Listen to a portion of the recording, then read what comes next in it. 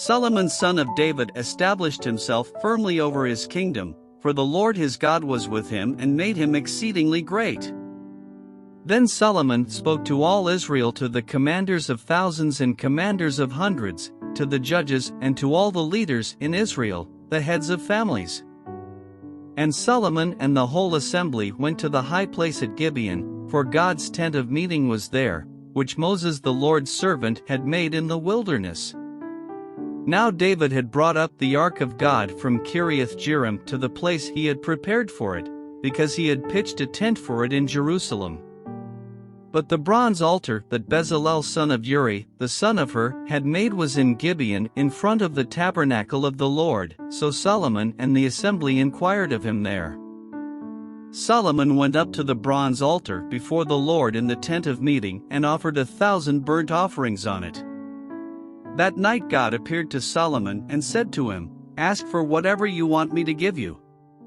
Solomon answered God, "You have shown great kindness to David my father and have made me king in his place.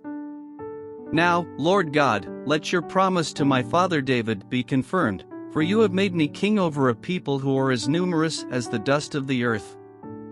Give me wisdom and knowledge, that I may lead this people, for who is able to govern this great people of yours?" God said to Solomon, "Since this is your heart's desire and you have not asked for wealth, possessions or honor, nor for the death of your enemies, and since you have not asked for a long life but for wisdom and knowledge to govern my people over whom I have made you king, therefore wisdom and knowledge will be given you. And I will also give you wealth, possessions and honor, such as no king who was before you ever had and none after you will have." Then Solomon went to Jerusalem from the high place at Gibeon, from before the tent of meeting. And he reigned over Israel. Solomon accumulated chariots and horses. He had 1,400 chariots and 12,000 horses, which he kept in the chariot cities and also with him in Jerusalem. The king made silver and gold as common in Jerusalem as stones, and cedar as plentiful as sycamore fig trees in the foothills. Solomon's horses were imported from Egypt, and from Kue the royal merchants purchased them from Kue at the current price. They imported a chariot from Egypt for 600 shekels of silver, and a horse for 150.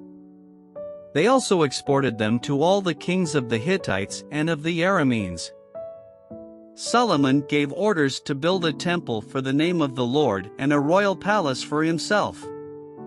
He conscripted 70,000 men as carriers and 80,000 as stonecutters in the hills and 3,600 as foremen over them.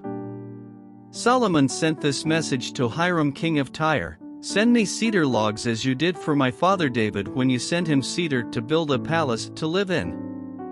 Now I am about to build a temple for the name of the Lord my God and to dedicate it to him for burning fragrant incense before him, for setting out the consecrated bread regularly, and for making burnt offerings every morning and evening and on the Sabbaths, at the new moons and at the appointed festivals of the Lord our God. This is a lasting ordinance for Israel.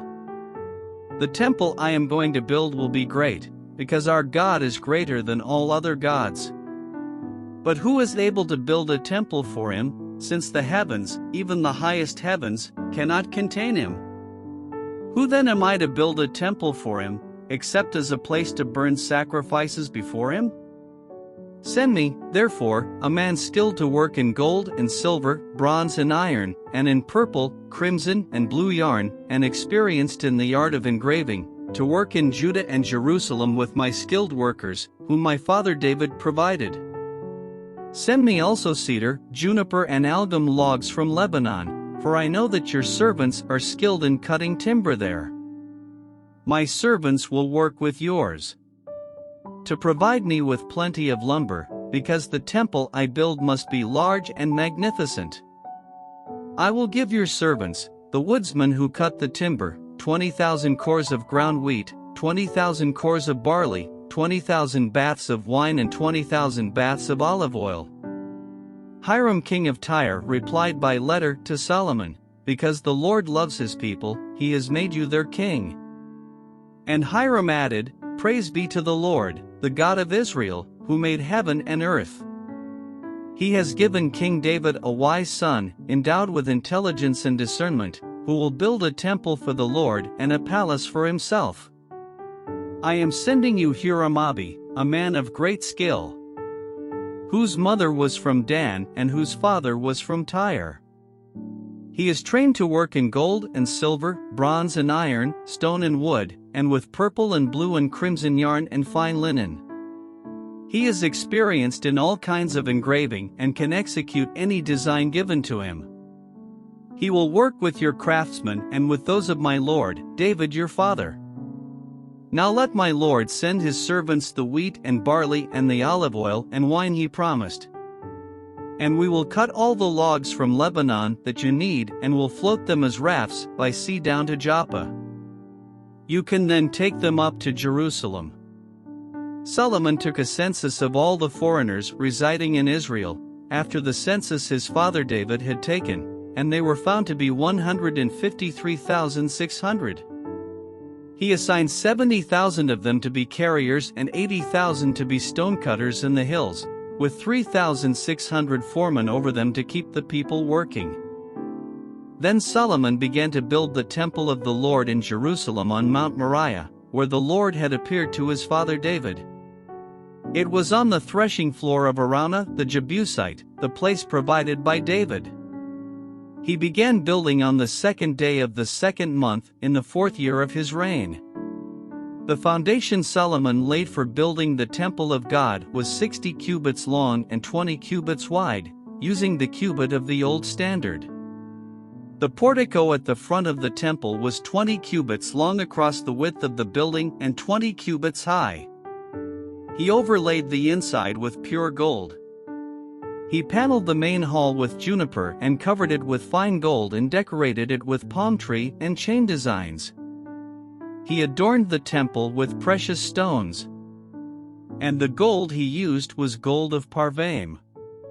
He overlaid the ceiling beams, doorframes, walls and doors of the temple with gold, and he carved cherubim on the walls. He built the most holy place, its length corresponding to the width of the temple 20 cubits long and 20 cubits wide. He overlaid the inside with 600 talents of fine gold. The gold nails weighed 50 shekels. He also overlaid the upper parts with gold. For the most holy place he made a pair of sculptured cherubim and overlaid them with gold. The total wingspan of the cherubim was 20 cubits. One wing of the first cherub was 5 cubits long and touched the temple wall, while its other wing, also 5 cubits long, touched the wing of the other cherub. Similarly, one wing of the second cherub was 5 cubits long and touched the other temple wall, and its other wing, also 5 cubits long, touched the wing of the first cherub. The wings of these cherubim extended 20 cubits. They stood on their feet, facing the main hall. He made the curtain of blue, purple and crimson yarn and fine linen, with cherubim worked into it. For the front of the temple he made 2 pillars, which together were 35 cubits long, each with a capital 5 cubits high. He made interwoven chains and put them on top of the pillars. He also made 100 pomegranates and attached them to the chains. He erected the pillars in the front of the temple, one to the south and one to the north. The one to the south he named Jachin and the one to the north Boaz. He made a bronze altar 20 cubits long, 20 cubits wide and 10 cubits high. He made the sea of cast metal, circular in shape, measuring 10 cubits from rim to rim and 5 cubits high. It took a line of 30 cubits to measure around it. Below the rim, figures of bulls encircled at 10 to a cubit. The bulls were cast in 2 rows in one piece with the sea.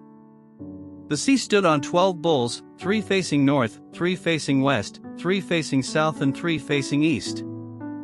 The sea rested on top of them, and their hindquarters were toward the center. It was a handbreadth in thickness, and its rim was like the rim of a cup, like a lily blossom. It held 3,000 baths. He then made 10 basins for washing and placed 5 on the south side and 5 on the north. In them the things to be used for the burnt offerings were rinsed, but the sea was to be used by the priests for washing. He made 10 gold lampstands according to the specifications for them and placed them in the temple, 5 on the south side and 5 on the north. He made 10 tables and placed them in the temple, 5 on the south side and 5 on the north. He also made 100 gold sprinkling bowls. He made the courtyard of the priests, and the large court and the doors for the court, and overlaid the doors with bronze. He placed the sea on the south side, at the southeast corner. And Hiram also made the pots and shovels and sprinkling bowls. So Hiram finished the work he had undertaken for King Solomon in the temple of God. The 2 pillars, the 2 bowl-shaped capitals on top of the pillars, the 2 sets of network decorating the 2 bowl-shaped capitals on top of the pillars. The 400 pomegranates for the 2 sets of network, 2 rows of pomegranates for each network, decorating the bowl-shaped capitals on top of the pillars. The stands with their basins. The sea and the 12 bowls under it. The pots, shovels, meat forks and all related articles. All the objects that Hiram made for King Solomon for the temple of the Lord were of polished bronze. The king had them cast in clay molds in the plain of the Jordan between Succoth and Zarethan. All these things that Solomon made amounted to so much that the weight of the bronze could not be calculated. Solomon also made all the furnishings that were in God's temple, the golden altar, the tables on which was the bread of the presence, the lampstands of pure gold with their lamps, to burn in front of the inner sanctuary as prescribed. The gold floral work and lamps and tongs, they were solid gold. The pure gold wick trimmers, sprinkling bowls, dishes and censers, and the gold doors of the temple, the inner doors to the most holy place and the doors of the main hall. When all the work Solomon had done for the temple of the Lord was finished, he brought in the things his father David had dedicated, the silver and gold and all the furnishings, and he placed them in the treasuries of God's temple. Then Solomon summoned to Jerusalem the elders of Israel, all the heads of the tribes and the chiefs of the Israelite families, to bring up the ark of the Lord's covenant from Zion, the city of David. And all the Israelites came together to the king at the time of the festival in the 7th month. When all the elders of Israel had arrived, the Levites took up the ark. And they brought up the ark and the tent of meeting and all the sacred furnishings in it. The Levitical priests carried them up. And King Solomon and the entire assembly of Israel that had gathered about him were before the ark, sacrificing so many sheep and cattle that they could not be recorded or counted. The priests then brought the ark of the Lord's covenant to its place in the inner sanctuary of the temple, the most holy place, and put it beneath the wings of the cherubim. The cherubim spread their wings over the place of the ark and covered the ark and its carrying poles. These poles were so long that their ends, extending from the ark, could be seen from in front of the inner sanctuary, but not from outside the holy place, and they are still there today. There was nothing in the ark except the 2 tablets that Moses had placed in it at Horeb, where the Lord made a covenant with the Israelites after they came out of Egypt. The priests then withdrew from the holy place. All the priests who were there had consecrated themselves, regardless of their divisions. All the Levites who were musicians, Asaph, Heman, Jeduthun, and their sons and relatives, stood on the east side of the altar, dressed in fine linen and playing cymbals, harps and lyres. They were accompanied by 120 priests sounding trumpets. The trumpeters and musicians joined in unison to give praise and thanks to the Lord. Accompanied by trumpets, cymbals and other instruments, the singers raised their voices in praise to the Lord and sang, "He is good, His love endures forever." Then the temple of the Lord was filled with the cloud. And the priests could not perform their service because of the cloud, for the glory of the Lord filled the temple of God. Then Solomon said, "The Lord has said that He would dwell in a dark cloud. I have built a magnificent temple for you, a place for you to dwell forever. While the whole assembly of Israel was standing there, the king turned around and blessed them. Then he said, "Praise be to the Lord, the God of Israel, who with his hands has fulfilled what he promised with his mouth to my father David. For he said, 'Since the day I brought my people out of Egypt, I have not chosen a city in any tribe of Israel to have a temple built so that my name might be there, nor have I chosen anyone to be ruler over my people Israel. But now I have chosen Jerusalem for my name to be there, and I have chosen David to rule my people Israel.' My father David had it in his heart to build a temple for the name of the Lord, the God of Israel. But the Lord said to my father David, 'You did well to have it in your heart to build a temple for my name. Nevertheless, you are not the one to build the temple, but your son, your own flesh and blood, he is the one who will build the temple for my name. The Lord has kept the promise he made. I have succeeded David my father, and now I sit on the throne of Israel, just as the Lord promised, and I have built the temple for the name of the Lord, the God of Israel. There I have placed the ark, in which is the covenant of the Lord that he made with the people of Israel.' Then Solomon stood before the altar of the Lord in front of the whole assembly of Israel and spread out his hands. Now he had made a bronze platform, 5 cubits long, 5 cubits wide and 3 cubits high, and had placed it in the center of the outer court. He stood on the platform and then knelt down before the whole assembly of Israel and spread out his hands toward heaven. He said, 'Lord, the God of Israel, there is no God like you in heaven or on earth, you who keep your covenant of love with your servants who continue wholeheartedly in your way. You have kept your promise to your servant David my father. With your mouth you have promised, and with your hand you have fulfilled it as it is today. Now, Lord, the God of Israel, keep for your servant David my father the promises you made to him when you said, "You shall never fail to have a successor to sit before me on the throne of Israel, if only your descendants are careful in all they do to walk before me according to my law, as you have done. And now, Lord, the God of Israel, let your word that you promised your servant David come true. But will God really dwell on earth with humans? The heavens, even the highest heavens, cannot contain you. How much less this temple I have built?' 19 Yet, Lord my God, give attention to your servant's prayer and his plea for mercy. Hear the cry and the prayer that your servant is praying in your presence. May your eyes be open toward this temple day and night, this place of which you said you would put your name there. May you hear the prayer your servant prays toward this place. Hear the supplications of your servant and of your people Israel when they pray toward this place.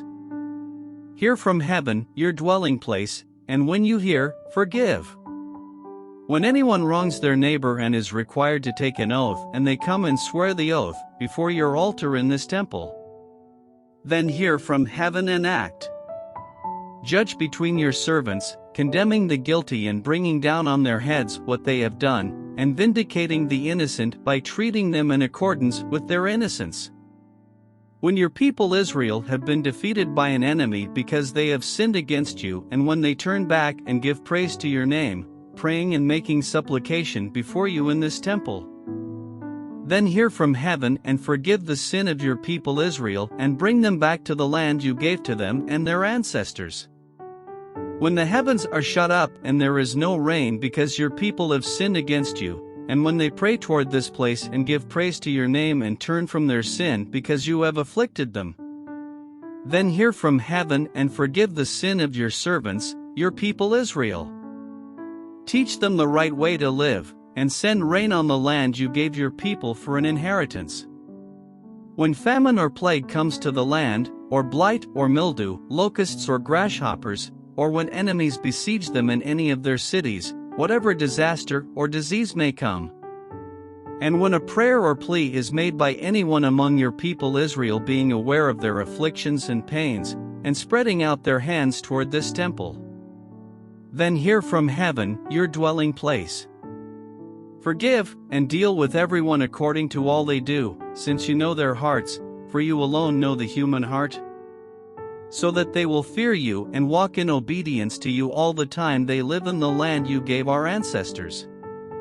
As for the foreigner who does not belong to your people Israel but has come from a distant land because of your great name and your mighty hand and your outstretched arm when they come and pray toward this temple, then hear from heaven, your dwelling place. Do whatever the foreigner asks of you, so that all the peoples of the earth may know your name and fear you, as do your own people Israel, and may know that this house I have built bears your name. When your people go to war against their enemies, wherever you send them, and when they pray to you toward this city you have chosen and the temple I have built for your name, then hear from heaven their prayer and their plea, and uphold their cause. When they sin against you, for there is no one who does not sin, and you become angry with them and give them over to the enemy, who takes them captive to a land far away or near. And if they have a change of heart in the land where they are held captive, and repent and plead with you in the land of their captivity and say, we have sinned, we have done wrong and acted wickedly. And if they turn back to you with all their heart and soul in the land of their captivity where they were taken, and pray toward the land you gave their ancestors, toward the city you have chosen and toward the temple I have built for your name, then from heaven, your dwelling place, hear their prayer and their pleas, and uphold their cause. And forgive your people, who have sinned against you. Now, my God, may your eyes be open and your ears attentive to the prayers offered in this place. Now arise, Lord God, and come to your resting place, you and the ark of your might. May your priests, Lord God, be clothed with salvation, may your faithful people rejoice in your goodness. Lord God, do not reject your anointed one. Remember the great love promised to David your servant. When Solomon finished praying, fire came down from heaven and consumed the burnt offering and the sacrifices, and the glory of the Lord filled the temple. The priests could not enter the temple of the Lord because the glory of the Lord filled it.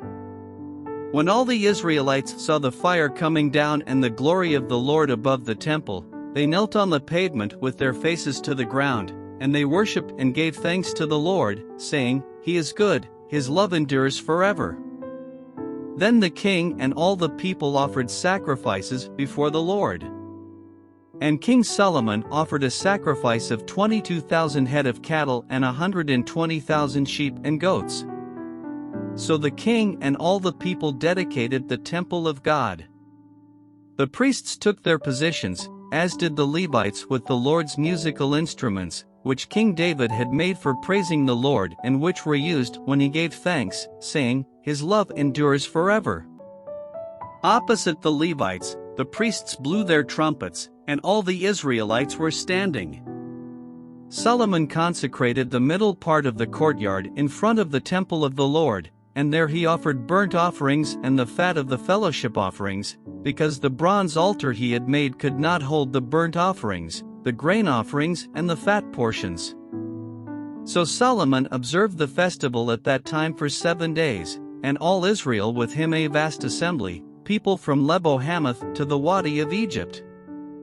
9 on the 8th day they held an assembly, for they had celebrated the dedication of the altar for 7 days and the festival for 7 days more. On the 23rd day of the 7th month he sent the people to their homes, joyful and glad in heart for the good things the Lord had done for David and Solomon and for his people Israel. When Solomon had finished the temple of the Lord and the royal palace, and had succeeded in carrying out all he had in mind to do in the temple of the Lord and in his own palace, the Lord appeared to him at night and said, I have heard your prayer and have chosen this place for myself as a temple for sacrifices. When I shut up the heavens so that there is no rain, or command locusts to devour the land or send a plague among my people, if my people, who are called by my name, will humble themselves and pray and seek my face and turn from their wicked ways, then I will hear from heaven, and I will forgive their sin and will heal their land. Now my eyes will be open and my ears attentive to the prayers offered in this place. I have chosen and consecrated this temple so that my name may be there forever.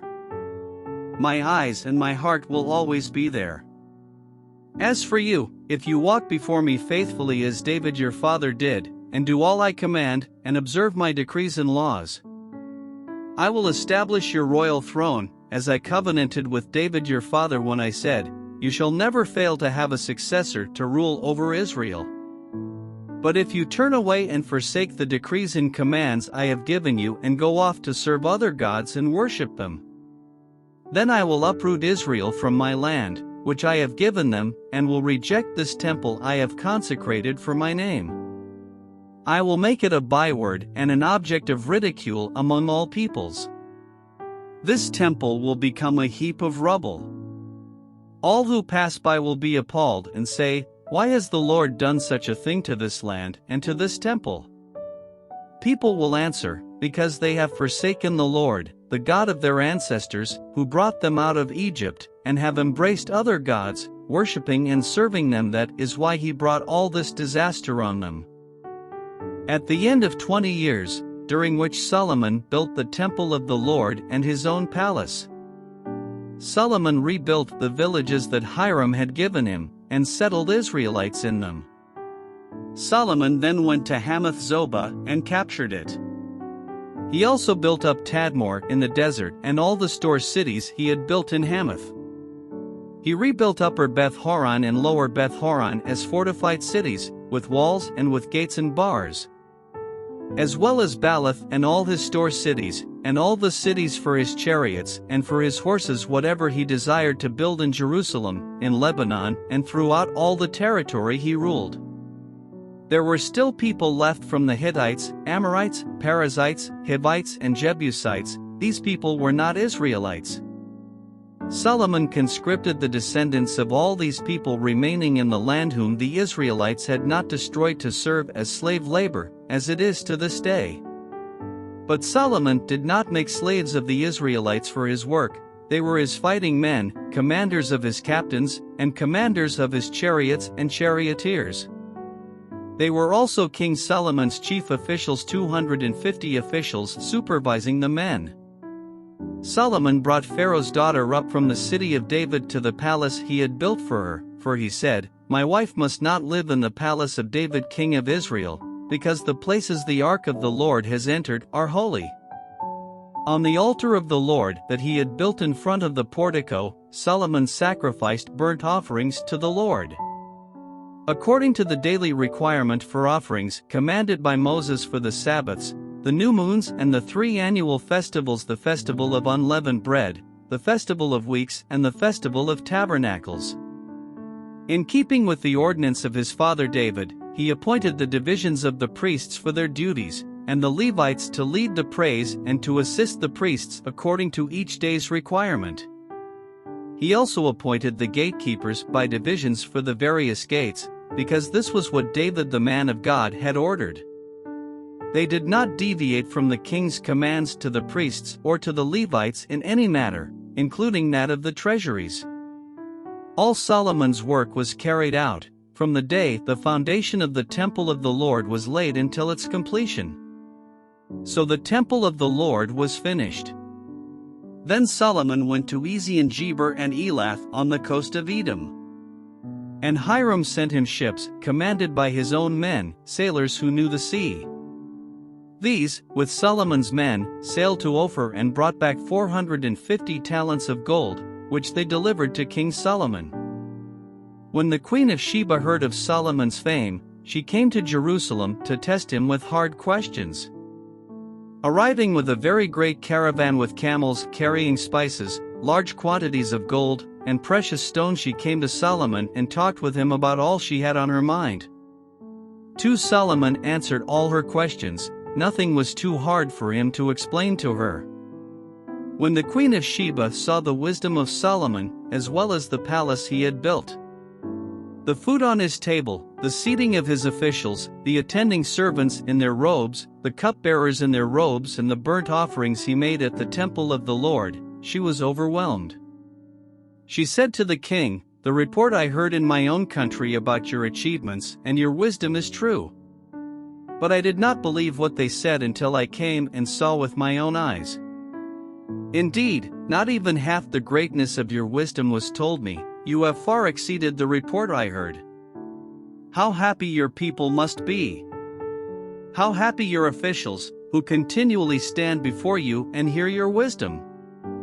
Praise be to the Lord your God, who has delighted in you and placed you on his throne as king to rule for the Lord your God.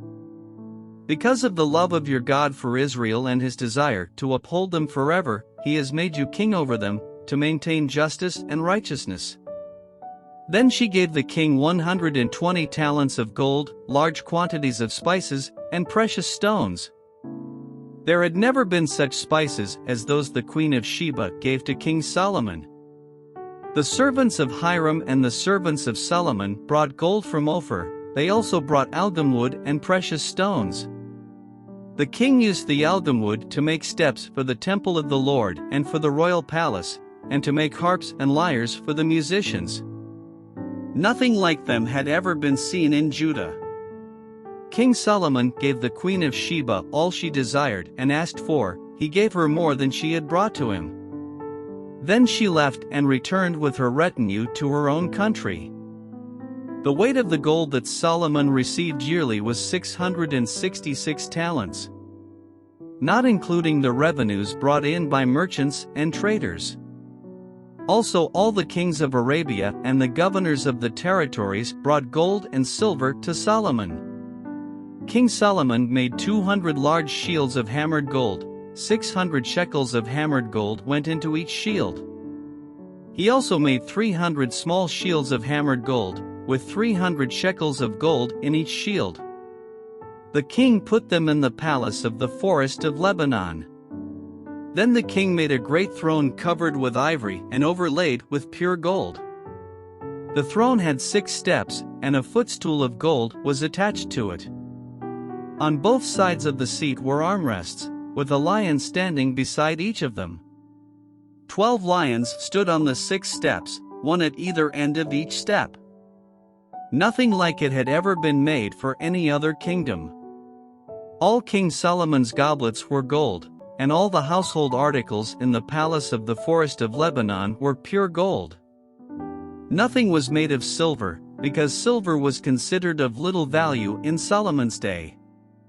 The king had a fleet of trading ships manned by Hiram's servants. Once every 3 years it returned, carrying gold, silver and ivory, and apes and baboons. King Solomon was greater in riches and wisdom than all the other kings of the earth. All the kings of the earth sought audience with Solomon to hear the wisdom God had put in his heart. Year after year, everyone who came brought a gift, articles of silver and gold, and robes, weapons and spices, and horses and mules. Solomon had 4,000 stalls for horses and chariots, and 12,000 horses, which he kept in the chariot cities and also with him in Jerusalem. He ruled over all the kings from the Euphrates River to the land of the Philistines, as far as the border of Egypt. The king made silver as common in Jerusalem as stones, and cedar as plentiful as sycamore fig trees in the foothills. Solomon's horses were imported from Egypt and from all other countries. As for the other events of Solomon's reign, from beginning to end, are they not written in the records of Nathan the prophet, in the prophecy of Ahijah the Shilonite, and in the visions of Iddo the seer concerning Jeroboam son of Nebat? Solomon reigned in Jerusalem over all Israel 40 years. Then he rested with his ancestors and was buried in the city of David his father. And Rehoboam his son succeeded him as king. Rehoboam went to Shechem, for all Israel had gone there to make him king. When Jeroboam son of Nebat heard this, he was in Egypt, where he had fled from King Solomon. He returned from Egypt.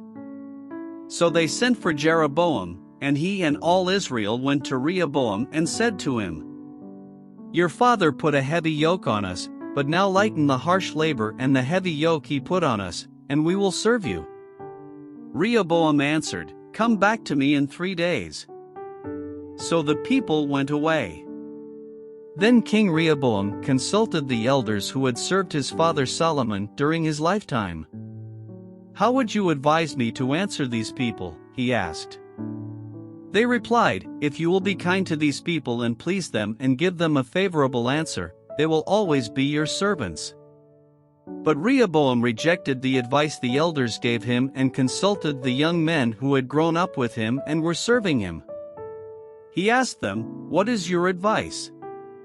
How should we answer these people who say to me, 'Lighten the yoke your father put on us'?"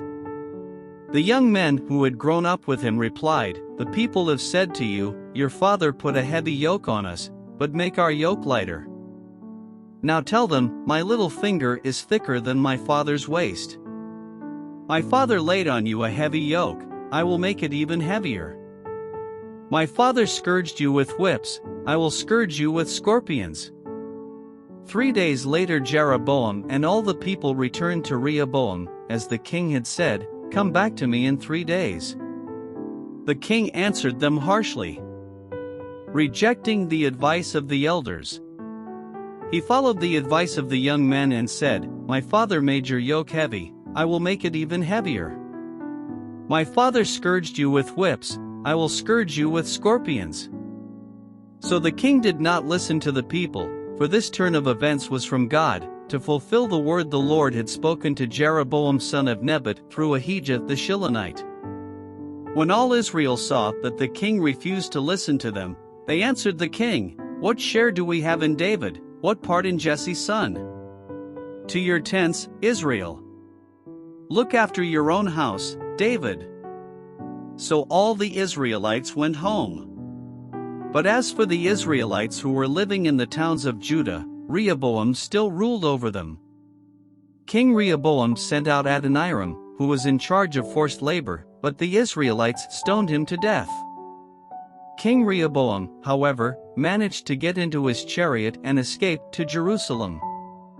So Israel has been in rebellion against the house of David to this day.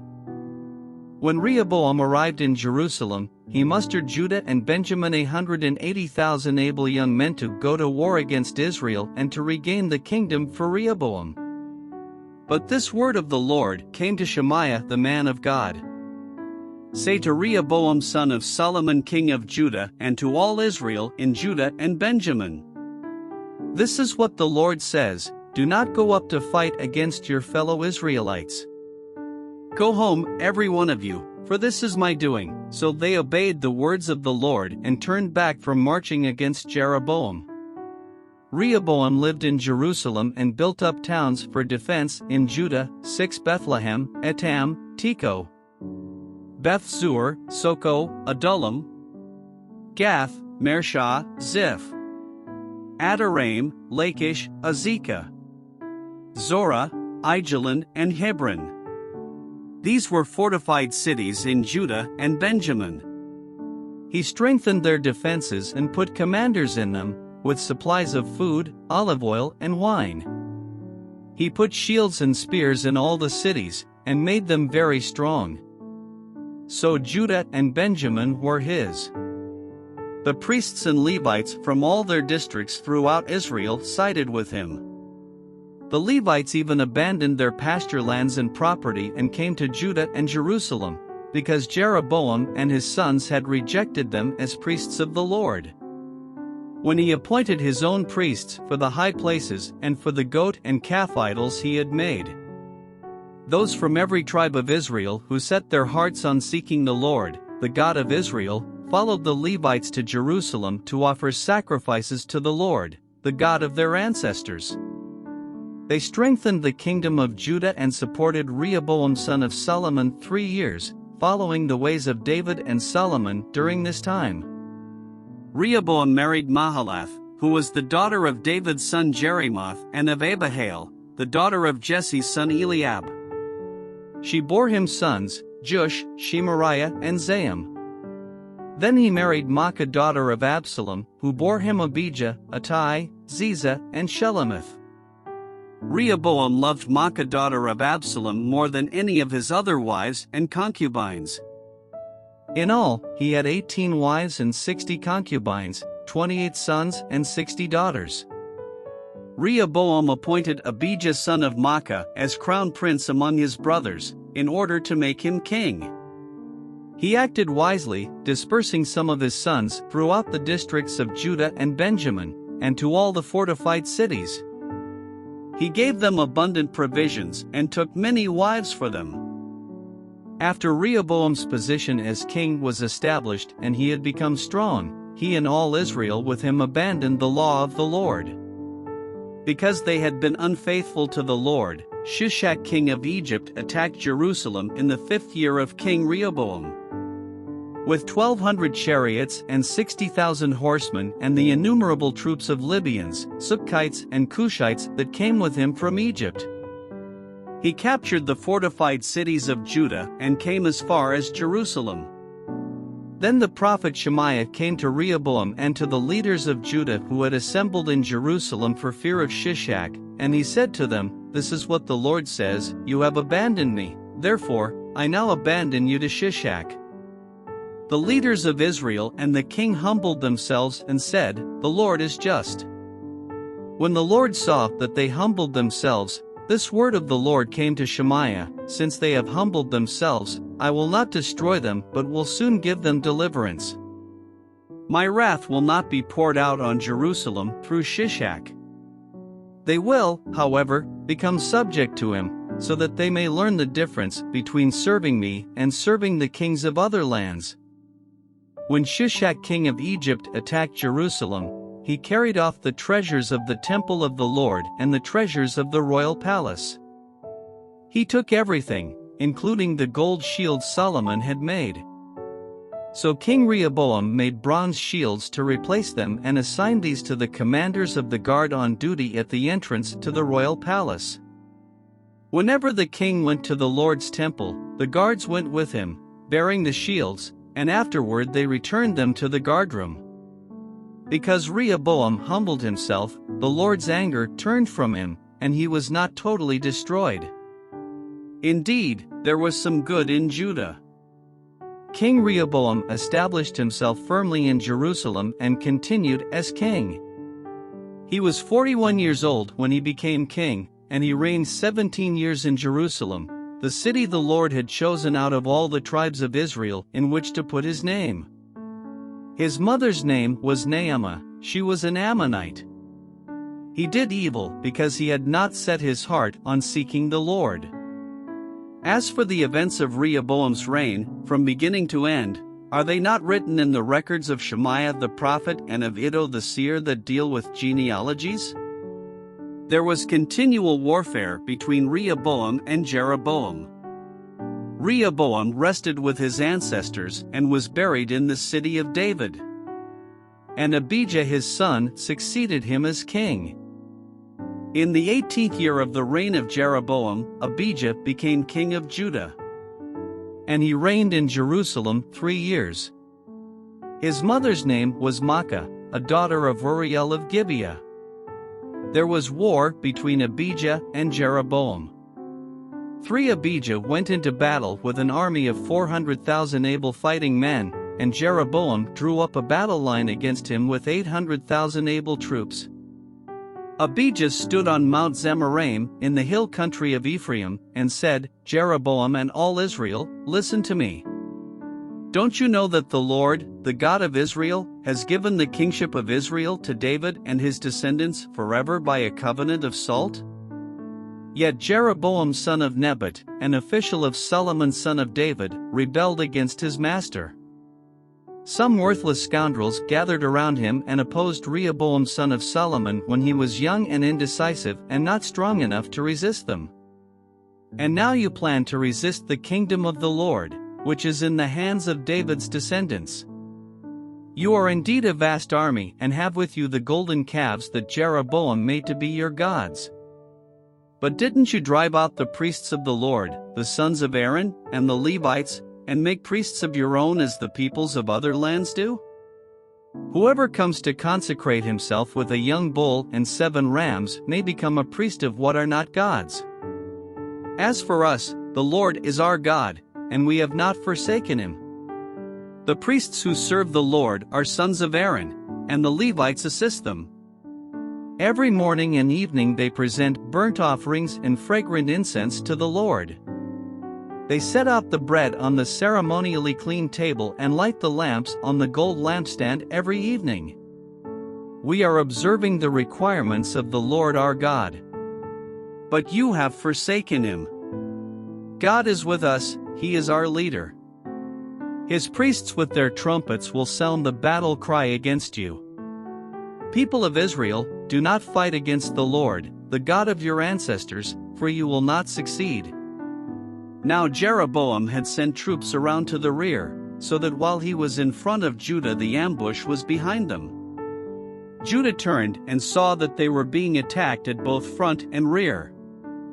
Then they cried out to the Lord. The priests blew their trumpets, and the men of Judah raised the battle cry. At the sound of their battle cry, God routed Jeroboam and all Israel before Abijah and Judah. The Israelites fled before Judah, and God delivered them into their hands. Abijah and his troops inflicted heavy losses on them, so that there were 500,000 casualties among Israel's able men. The Israelites were subdued on that occasion, and the people of Judah were victorious because they relied on the Lord, the God of their ancestors. Abijah pursued Jeroboam and took from him the towns of Bethel, Jeshanah, and Ephron, with their surrounding villages. Jeroboam did not regain power during the time of Abijah.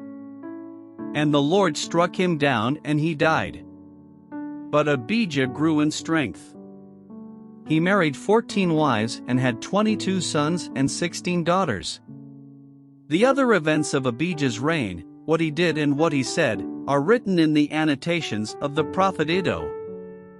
And Abijah rested with his ancestors and was buried in the city of David. Asa his son succeeded him as king, and in his days the country was at peace for 10 years. Asa did what was good and right in the eyes of the Lord his God. He removed the foreign altars and the high places, smashed the sacred stones, and cut down the Asherah poles. He commanded Judah to seek the Lord, the God of their ancestors, and to obey his laws and commands. He removed the high places and incense altars in every town in Judah, and the kingdom was at peace under him. He built up the fortified cities of Judah, since the land was at peace. No one was at war with him during those years, for the Lord gave him rest. Let us build up these towns, he said to Judah, and put walls around them, with towers, gates and bars. The land is still ours, because we have sought the Lord our God. We sought him and he has given us rest on every side. So they built and prospered. Asa had an army of 300,000 men from Judah, equipped with large shields and with spears, and 280,000 from Benjamin, armed with small shields and with bows. All these were brave fighting men. Zerah the Cushite marched out against them with an army of thousands upon thousands and 300 chariots, and came as far as Mareshah. 10 Asa went out to meet him, and they took up battle positions in the valley of Zephathah near Mareshah. Then Asa called to the Lord his God and said, Lord, there is no one like you to help the powerless against the mighty. Help us, Lord our God, for we rely on you, and in your name we have come against this vast army. Lord, you are our God, do not let mere mortals prevail against you. The Lord struck down the Cushites before Asa and Judah. The Cushites fled, and Asa and his army pursued them as far as Gerar. Such a great number of Cushites fell that they could not recover, they were crushed before the Lord and his forces. The men of Judah carried off a large amount of plunder. They destroyed all the villages around Gerar, for the terror of the Lord had fallen on them. They looted all these villages, since there was much plunder there. They also attacked the camps of the herders and carried off droves of sheep and goats and camels. Then they returned to Jerusalem. The Spirit of God came on Azariah son of Oded. He went out to meet Asa and said to him, Listen to me, Asa and all Judah and Benjamin. The Lord is with you when you are with him. If you seek him, he will be found by you, but if you forsake him, he will forsake you. For a long time Israel was without the true God, without a priest to teach and without the law. But in their distress they turned to the Lord, the God of Israel, and sought him, and he was found by them. In those days it was not safe to travel about, for all the inhabitants of the lands were in great turmoil. One nation was being crushed by another and one city by another, because God was troubling them with every kind of distress. But as for you, be strong and do not give up, for your work will be rewarded. When Asa heard these words and the prophecy of Azariah son of Oded the prophet, he took courage. He removed the detestable idols from the whole land of Judah and Benjamin and from the towns he had captured in the hills of Ephraim.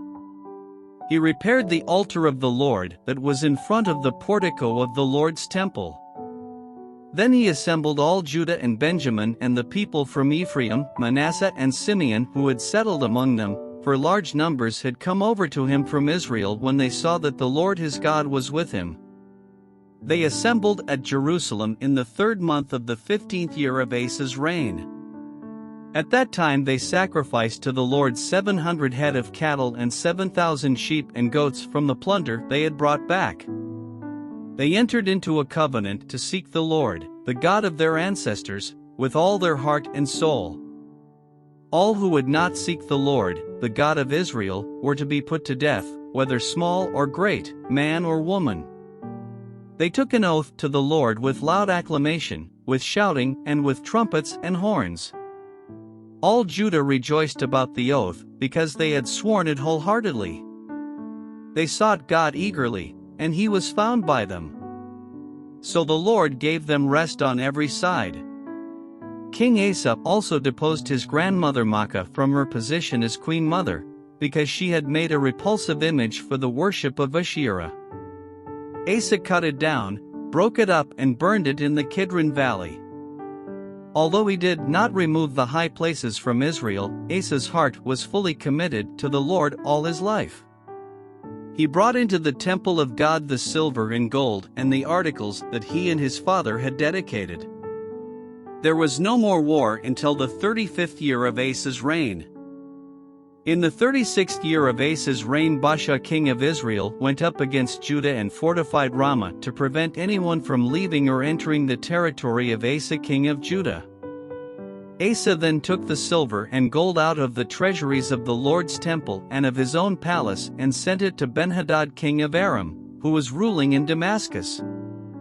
"Let there be a treaty between me and you," he said, "as there was between my father and your father. See, I am sending you silver and gold. Now break your treaty with Baasha king of Israel so he will withdraw from me." Benhadad agreed with King Asa and sent the commanders of his forces against the towns of Israel. They conquered Ayon, Dan, Abel-maim and all the store cities of Naphtali. When Baasha heard this, he stopped building Ramah and abandoned his work. Then King Asa brought all the men of Judah, and they carried away from Ramah the stones and timber Baasha had been using. With them he built up Geba and Mizpah. At that time Hanani the seer came to Asa king of Judah and said to him, "Because you relied on the king of Aram and not on the Lord your God, the army of the king of Aram has escaped from your hand. Were not the Cushites and Libyans a mighty army with great numbers of chariots and horsemen?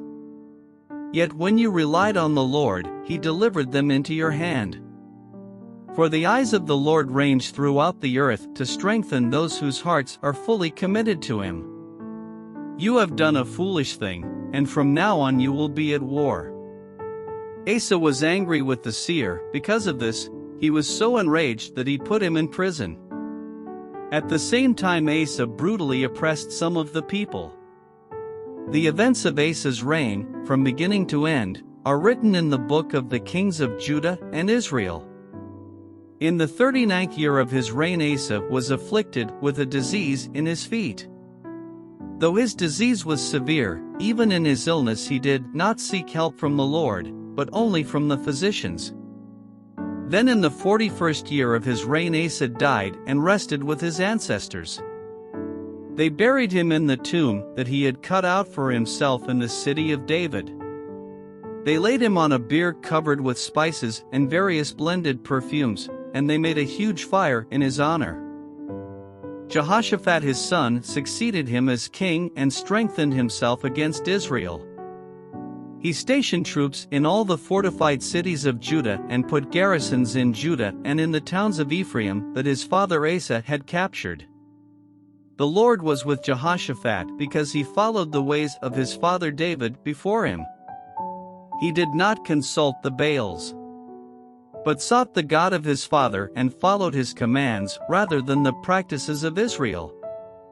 The Lord established the kingdom under his control, and all Judah brought gifts to Jehoshaphat, so that he had great wealth and honor. His heart was devoted to the ways of the Lord. Furthermore, he removed the high places and the Asherah poles from Judah. In the 3rd year of his reign he sent his officials Ben-Hail, Obadiah, Zechariah, Nethanel and Micaiah to teach in the towns of Judah. With them were certain Levites Shemaiah, Nethaniah, Zebadiah, Asahel, Shemiramoth, Johanathon, Adonijah, Tobijah and Tabadonijah, and the priests Elishama and Jehoram. They taught throughout Judah, taking with them the book of the law of the Lord. They went around to all the towns of Judah and taught the people. The fear of the Lord fell on all the kingdoms of the lands surrounding Judah, so that they did not go to war against Jehoshaphat. Some Philistines brought Jehoshaphat gifts and silver as tribute, and the Arabs brought him flocks, 7,700 rams and 7,700 goats. Jehoshaphat became more and more powerful. He built forts and store cities in Judah, and had large supplies in the towns of Judah. He also kept experienced fighting men in Jerusalem. Their enrollment by families was as follows: from Judah, commanders of units of 1,000, Adnah the commander, with 300,000 fighting men. Next, Jehohanan the commander, with 280,000. Next, Amasaiah son of Zichri, who volunteered himself for the service of the Lord, with 200,000. From Benjamin, Eliada, a valiant soldier, with 200,000 men armed with bows and shields. Next, Jehozabad, with 180,000 men armed for battle. These were the men who served the king, besides those he stationed in the fortified cities throughout Judah. Now Jehoshaphat had great wealth and honor, and he allied himself with Ahab by marriage. Some years later he went down to see Ahab in Samaria. Ahab slaughtered many sheep and cattle for him and the people with him and urged him to attack Ramoth-Gilead. Ahab king of Israel asked Jehoshaphat king of Judah, "Will you go with me against Ramoth-Gilead?" Jehoshaphat replied, "I am as you are, and my people as your people. We will join you in the war." But Jehoshaphat also said to the king of Israel, "First seek the counsel of the Lord." So the king of Israel brought together the prophets 400 men and asked them, "Shall we go to war against Ramoth-Gilead, or shall I not?" "Go," they answered, "for God will give it into the king's hand." But Jehoshaphat asked, "Is there no longer a prophet of the Lord here whom we can inquire of?" The king of Israel answered Jehoshaphat, "There is still one prophet through whom we can inquire of the Lord, but I hate him because he never prophesies anything good about me, but always bad. He is Micaiah son of Imlah." "The king should not say such a thing," Jehoshaphat replied. So the king of Israel called one of his officials and said, "Bring Micaiah son of Imlah at once."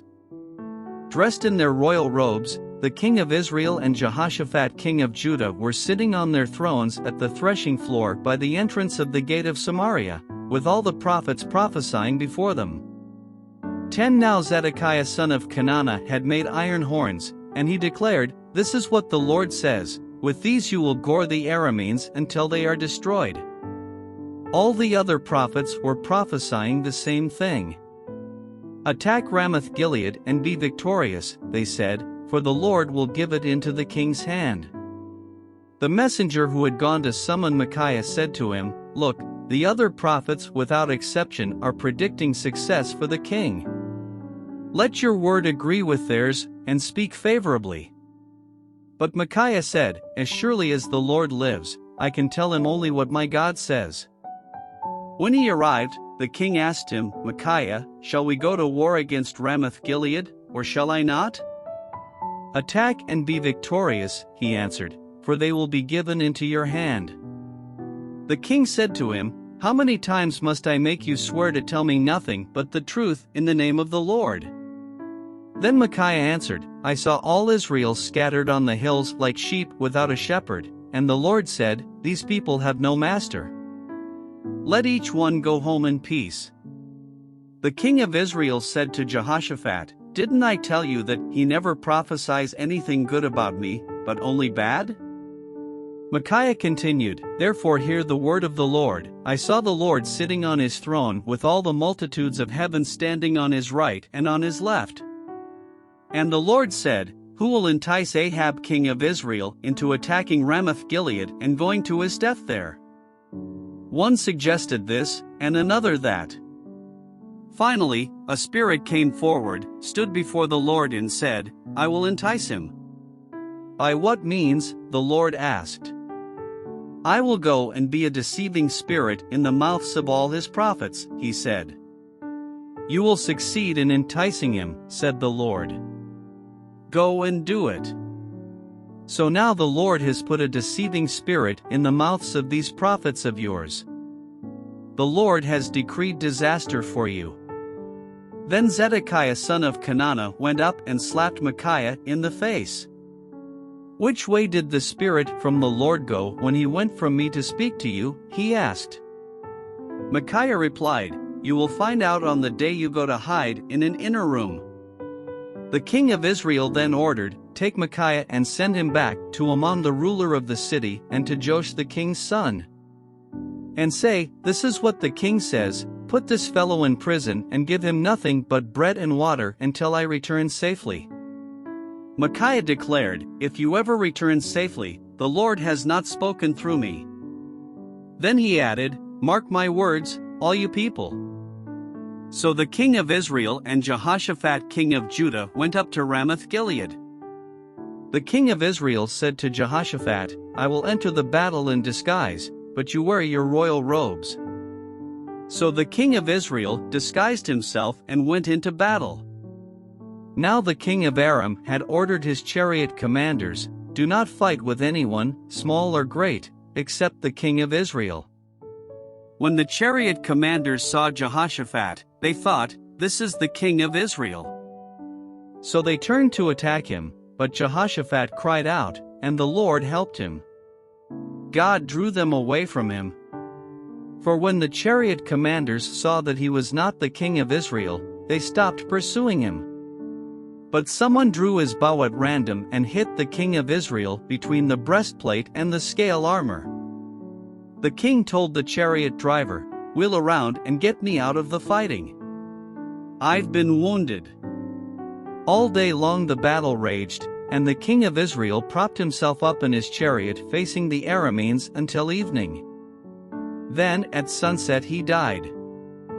When Jehoshaphat king of Judah returned safely to his palace in Jerusalem, Jehu the seer, the son of Hanani, went out to meet him and said to the king, "Should you help the wicked and love those who hate the Lord? Because of this, the wrath of the Lord is on you. There is, however, some good in you, for you have rid the land of the Asherah poles and have set your heart on seeking God." Jehoshaphat lived in Jerusalem, and he went out again among the people from Beersheba to the hill country of Ephraim and turned them back to the Lord, the God of their ancestors. He appointed judges in the land, in each of the fortified cities of Judah. He told them, "Consider carefully what you do, because you are not judging for mere mortals but for the Lord, who is with you whenever you give a verdict. Now let the fear of the Lord be on you.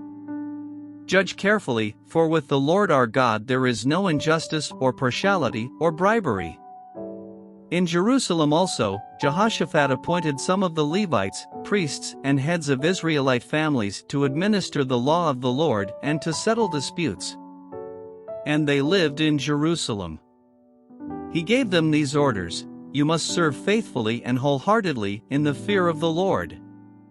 In every case that comes before you from your people who live in the cities, whether bloodshed or other concerns of the law, commands, decrees or regulations you are to warn them not to sin against the Lord, otherwise his wrath will come on you and your brothers.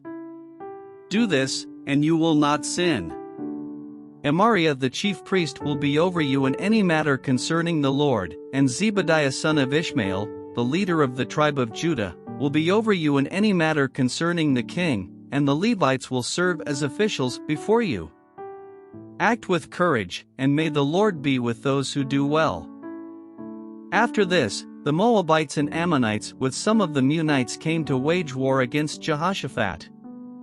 Some people came and told Jehoshaphat, "A vast army is coming against you from Edom, from the other side of the Dead Sea.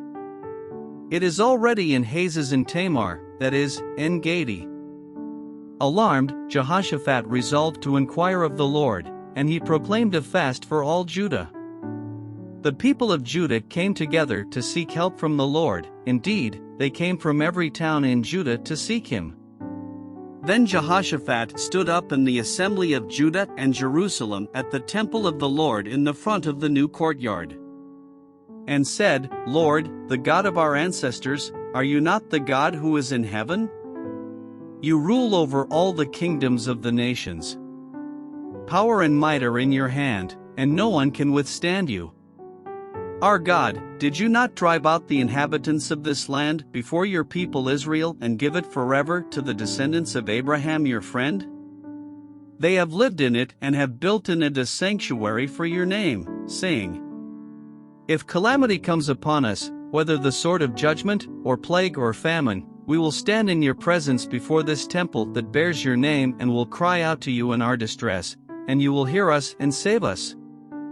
But now here are men from Ammon, Moab and Mount Seir, whose territory you would not allow Israel to invade when they came from Egypt, so they turned away from them and did not destroy them.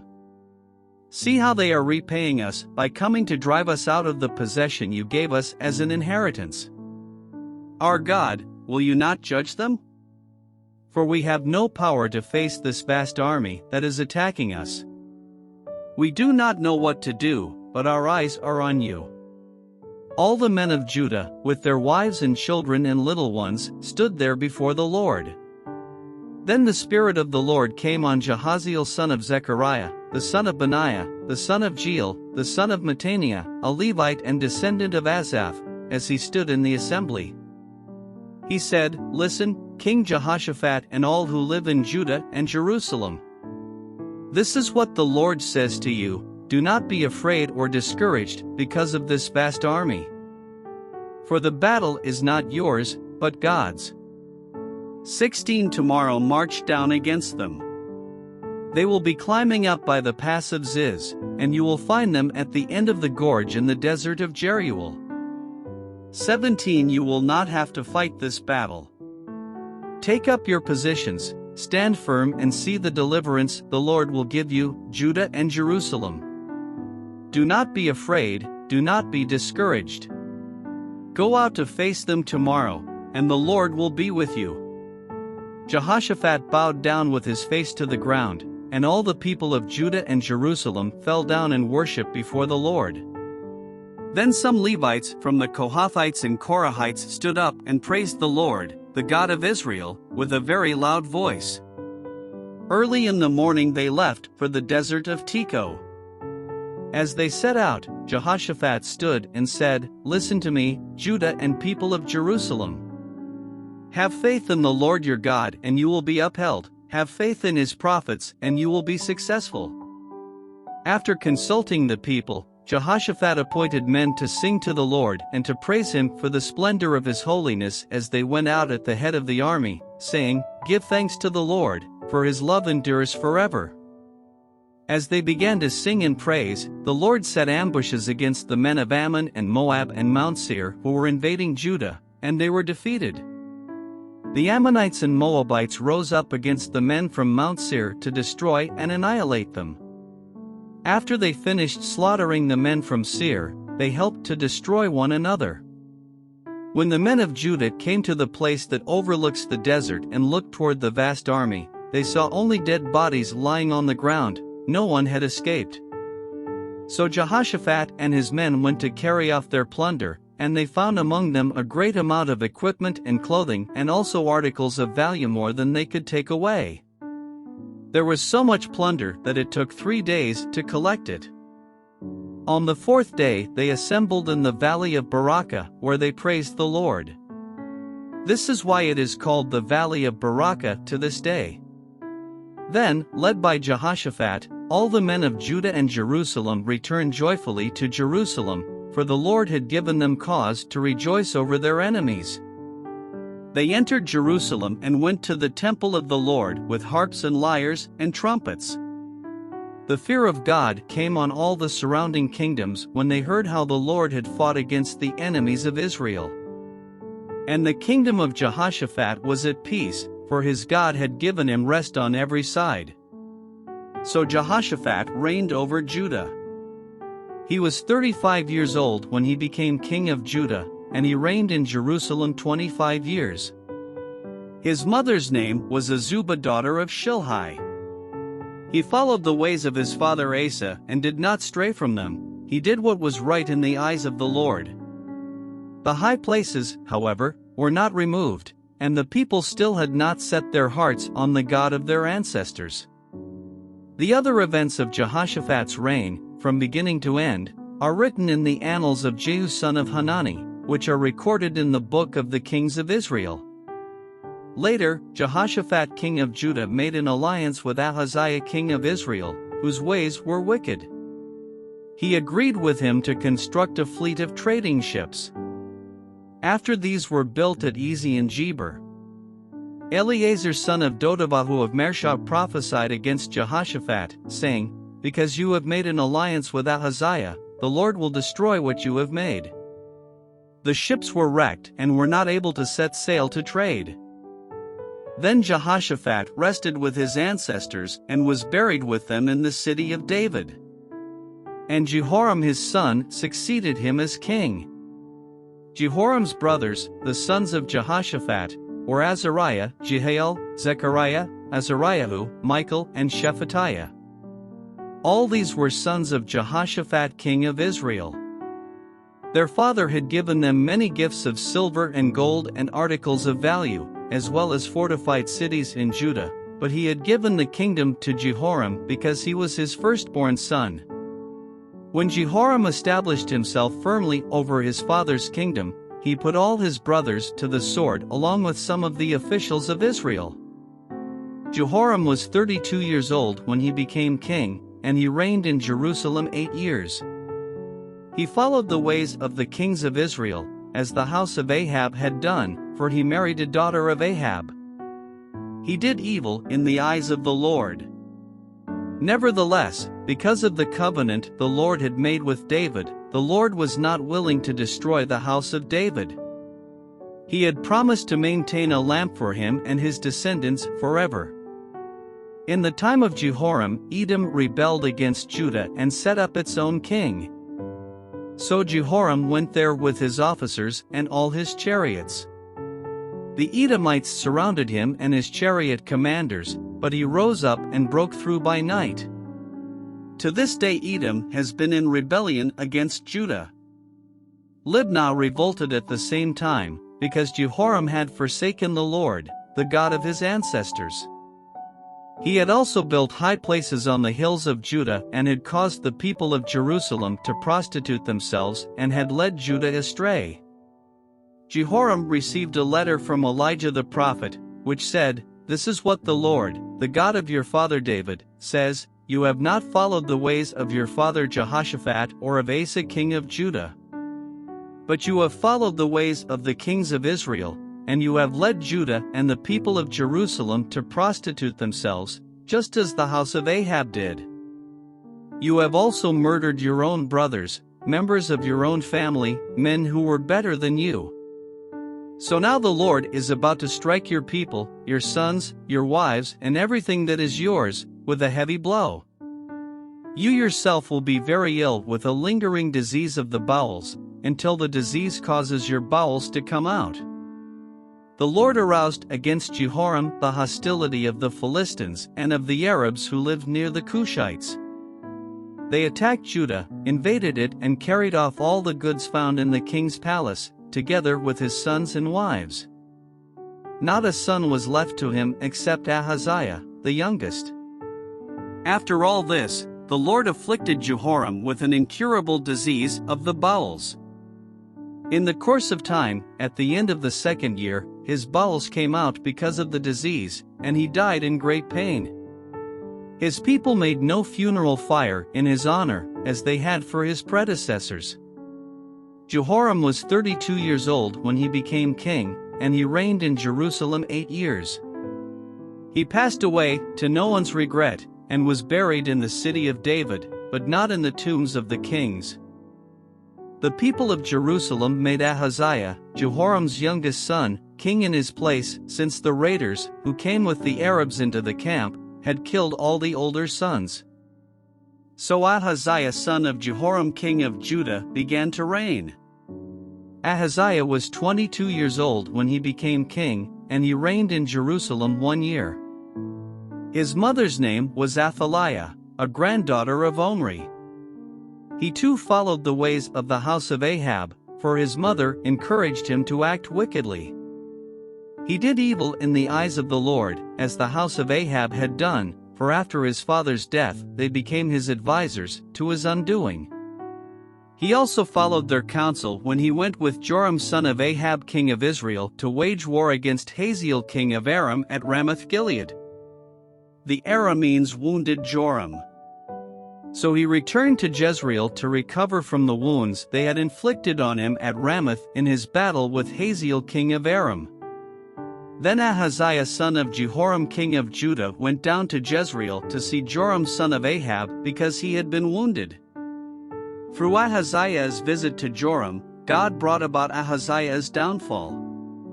When Ahaziah arrived, he went out with Joram to meet Jehu son of Nimshi, whom the Lord had anointed to destroy the house of Ahab. While Jehu was executing judgment on the house of Ahab, he found the officials of Judah and the sons of Ahaziah's relatives, who had been attending Ahaziah, and he killed them. He then went in search of Ahaziah, and his men captured him while he was hiding in Samaria. He was brought to Jehu and put to death. They buried him, for they said, he was a son of Jehoshaphat, who sought the Lord with all his heart. So there was no one in the house of Ahaziah powerful enough to retain the kingdom. When Athaliah the mother of Ahaziah saw that her son was dead, she proceeded to destroy the whole royal family of the house of Judah. But Jehosheba, the daughter of King Jehoram, took Joash son of Ahaziah and stole him away from among the royal princes who were about to be murdered and put him and his nurse in a bedroom. Because Jehosheba, the daughter of King Jehoram and wife of the priest Jehoiada, was Ahaziah's sister, she hid the child from Athaliah so she could not kill him. He remained hidden with them at the temple of God for 6 years while Athaliah ruled the land. In the 7th year Jehoiada showed his strength. He made a covenant with the commanders of units of 100, Azariah son of Jeraham, Ishmael son of Jehohanan, Azariah son of Obed, Messiah son of Adaiah, and Elishaphat son of Zichri. They went throughout Judah and gathered the Levites and the heads of Israelite families from all the towns. When they came to Jerusalem, the whole assembly made a covenant with the king at the temple of God. Jehoiada said to them, "The king's son shall reign, as the Lord promised concerning the descendants of David. Now this is what you are to do: a third of you priests and Levites who are going on duty on the Sabbath are to keep watch at the doors. A third of you at the royal palace and a third at the foundation gate, and all the others are to be in the courtyards of the temple of the Lord. No one is to enter the temple of the Lord except the priests and Levites on duty. They may enter because they are consecrated, but all the others are to observe the Lord's command not to enter. The Levites are to station themselves around the king, each with weapon in hand. Anyone who enters the temple is to be put to death. Stay close to the king wherever he goes." The Levites and all the men of Judah did just as Jehoiada the priest ordered. Each one took his men, those who were going on duty on the Sabbath and those who were going off duty, for Jehoiada the priest had not released any of the divisions. Then he gave the commanders of units of 100 the spears and the large and small shields that had belonged to King David and that were in the temple of God. He stationed all the men, each with his weapon in his hand, around the king near the altar and the temple, from the south side to the north side of the temple. Jehoiada and his sons brought out the king's son and put the crown on him. They presented him with a copy of the covenant and proclaimed him king. They anointed him and shouted, "Long live the king!" When Athaliah heard the noise of the people running and cheering the king, she went to them at the temple of the Lord. She looked, and there was the king, standing by his pillar at the entrance. The officers and the trumpeters were beside the king, and all the people of the land were rejoicing and blowing trumpets, and musicians with their instruments were leading the praises. Then Athaliah tore her robes and shouted, "Treason! Treason!" Jehoiada the priest sent out the commanders of units of 100, who were in charge of the troops, and said to them, "Bring her out between the ranks and put to the sword anyone who follows her." For the priest had said, "Do not put her to death at the temple of the Lord." So they seized her as she reached the entrance of the horse gate on the palace grounds, and there they put her to death. Jehoiada then made a covenant that he, the people and the king would be the Lord's people. All the people went to the temple of Baal and tore it down. They smashed the altars and idols and killed Mattan the priest of Baal in front of the altars. Then Jehoiada placed the oversight of the temple of the Lord in the hands of the Levitical priests, to whom David had made assignments in the temple, to present the burnt offerings of the Lord as written in the law of Moses, with rejoicing and singing, as David had ordered.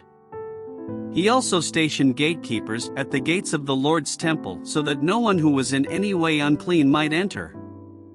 He took with him the commanders of hundreds, the nobles, the rulers of the people and all the people of the land, and brought the king down from the temple of the Lord.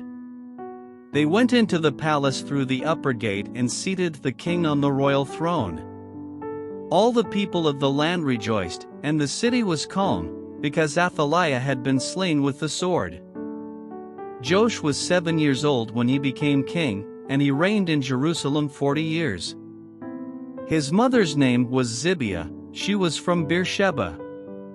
Joash did what was right in the eyes of the Lord all the years of Jehoiada the priest. Jehoiada chose 2 wives for him, and he had sons and daughters. Sometime later Joash decided to restore the temple of the Lord. He called together the priests and Levites and said to them, "Go to the towns of Judah and collect the money due annually from all Israel, to repair the temple of your God. Do it now." But the Levites did not act at once. Therefore the king summoned Jehoiada the chief priest and said to him, "Why haven't you required the Levites to bring in from Judah and Jerusalem the tax imposed by Moses the servant of the Lord and by the assembly of Israel for the tent of the covenant law?" Now the sons of that wicked woman Athaliah had broken into the temple of God and had used even its sacred objects for the Baals. At the king's command, a chest was made and placed outside, at the gate of the temple of the Lord. A proclamation was then issued in Judah and Jerusalem that they should bring to the Lord the tax that Moses the servant of God had required of Israel in the wilderness. All the officials and all the people brought their contributions gladly, dropping them into the chest until it was full. Whenever the chest was brought in by the Levites to the king's officials and they saw that there was a large amount of money, the royal secretary and the officer of the chief priest would come and empty the chest and carry it back to its place. They did this regularly and collected a great amount of money. The king and Jehoiada gave it to those who carried out the work required for the temple of the Lord. They hired masons and carpenters to restore the Lord's temple, and also workers in iron and bronze to repair the temple. The men in charge of the work were diligent, and the repairs progressed under them. They rebuilt the temple of God according to its original design and reinforced it. When they had finished, they brought the rest of the money to the king and Jehoiada, and with it were made articles for the Lord's temple, articles for the service and for the burnt offerings, and also dishes and other objects of gold and silver. As long as Jehoiada lived, burnt offerings were presented continually in the temple of the Lord. Now Jehoiada was old and full of years, and he died at the age of 130. He was buried with the kings in the city of David, because of the good he had done in Israel for God and his temple. After the death of Jehoiada, the officials of Judah came and paid homage to the king, and he listened to them. They abandoned the temple of the Lord, the God of their ancestors, and worshipped Asherah poles and idols. Because of their guilt, God's anger came on Judah and Jerusalem. Although the Lord sent prophets to the people to bring them back to him, and though they testified against them, they would not listen. Then the Spirit of God came on Zechariah son of Jehoiada the priest. He stood before the people and said, "This is what God says, why do you disobey the Lord's commands? You will not prosper. Because you have forsaken the Lord, he has forsaken you."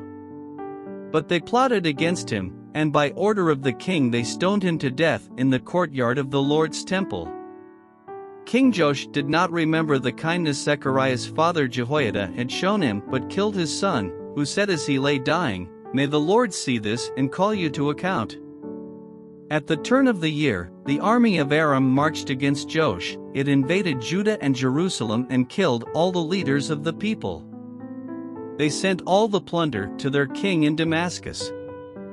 Although the Aramean army had come with only a few men, the Lord delivered into their hands a much larger army. Because Judah had forsaken the Lord, the God of their ancestors, judgment was executed on Joash. When the Arameans withdrew, they left Joash severely wounded. His officials conspired against him for murdering the son of Jehoiada the priest, and they killed him in his bed. So he died and was buried in the city of David, but not in the tombs of the kings.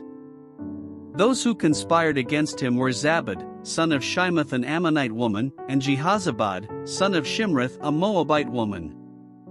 The account of his sons, the many prophecies about him, and the record of the restoration of the temple of God are written in the annotations on the book of the Kings. And Amaziah his son succeeded him as king. Amaziah was 25 years old when he became king, and he reigned in Jerusalem 29 years. His mother's name was Jehoaddan, she was from Jerusalem. He did what was right in the eyes of the Lord, but not wholeheartedly. After the kingdom was firmly in his control, he executed the officials who had murdered his father the king. Yet he did not put their children to death, but acted in accordance with what is written in the law, in the book of Moses, where the Lord commanded, "Parents shall not be put to death for their children, nor children be put to death for their parents, each will die for their own sin." Amaziah called the people of Judah together and assigned them according to their families to commanders of thousands and commanders of hundreds for all Judah and Benjamin. He then mustered those 20 years old or more and found that there were 300,000 men ready for military service, able to handle the spear and shield. He also hired 100,000 fighting men from Israel for 100 talents of silver. But a man of God came to him and said, "Your Majesty, these troops from Israel must not march with you, for the Lord is not with Israel, not with any of the people of Ephraim. Even if you go and fight courageously in battle, God will overthrow you before the enemy, for God has the power to help or to overthrow." Amaziah asked the man of God, "But what about the 100 talents I paid for these Israelite troops?" The man of God replied, "The Lord can give you much more than that." So Amaziah dismissed the troops who had come to him from Ephraim and sent them home. They were furious with Judah and left for home in a great rage. Amaziah then marshaled his strength and led his army to the valley of Salt, where he killed 10,000 men of Seir. The army of Judah also captured 10,000 men alive, took them to the top of a cliff and threw them down so that all were dashed to pieces.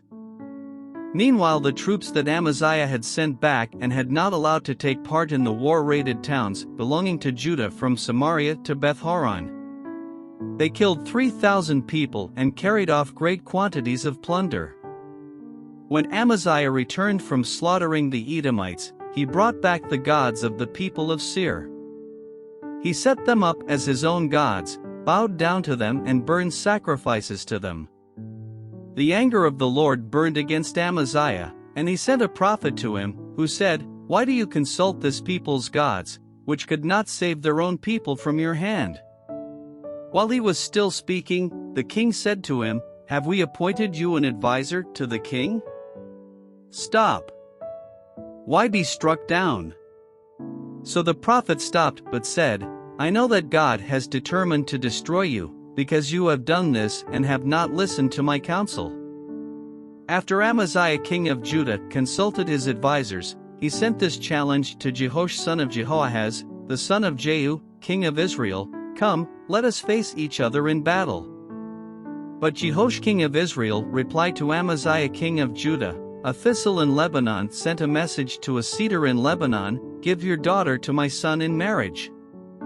Then a wild beast in Lebanon came along and trampled the thistle underfoot. You say to yourself that you have defeated Edom, and now you are arrogant and proud. But stay at home. Why ask for trouble and cause your own downfall and that of Judah also?" Amaziah, however, would not listen, for God so worked that he might deliver them into the hands of Jehoash, because they sought the gods of Edom. So Jehoash king of Israel attacked. He and Amaziah king of Judah faced each other at Beth-shemesh in Judah. Judah was routed by Israel, and every man fled to his home. Jehoash king of Israel captured Amaziah king of Judah, the son of Joash, the son of Ahaziah, at Beth-shemesh. Then Jehoash brought him to Jerusalem and broke down the wall of Jerusalem from the Ephraim gate to the corner gate, a section about 400 cubits long. He took all the gold and silver and all the articles found in the temple of God that had been in the care of Obed-Edom, together with the palace treasures and the hostages, and returned to Samaria. Amaziah son of Joash king of Judah lived for 15 years after the death of Jehoash son of Jehoahaz king of Israel. As for the other events of Amaziah's reign, from beginning to end, are they not written in the book of the kings of Judah and Israel? From the time that Amaziah turned away from following the Lord, they conspired against him in Jerusalem, and he fled to Lachish, but they sent men after him to Lachish and killed him there. He was brought back by horse and was buried with his ancestors in the city of Judah. Then all the people of Judah took Uzziah, who was 16 years old, and made him king in place of his father Amaziah. He was the one who rebuilt Elath and restored it to Judah after Amaziah rested with his ancestors. Uzziah was 16 years old when he became king, and he reigned in Jerusalem 52 years. His mother's name was Jechaliah, she was from Jerusalem. He did what was right in the eyes of the Lord, just as his father Amaziah had done. He sought God during the days of Zechariah, who instructed him in the fear of God. As long as he sought the Lord, God gave him success. He went to war against the Philistines and broke down the walls of Gath, Jabneh, and Ashdod. He then rebuilt towns near Ashdod and elsewhere among the Philistines. God helped him against the Philistines and against the Arabs who lived in Girbal and against the Munites. The Ammonites brought tribute to Uzziah, and his fame spread as far as the border of Egypt, because he had become very powerful. Uzziah built towers in Jerusalem at the corner gate, at the valley gate, and at the angle of the wall, and he fortified them. He also built towers in the wilderness and dug many cisterns, because he had much livestock in the foothills and in the plain.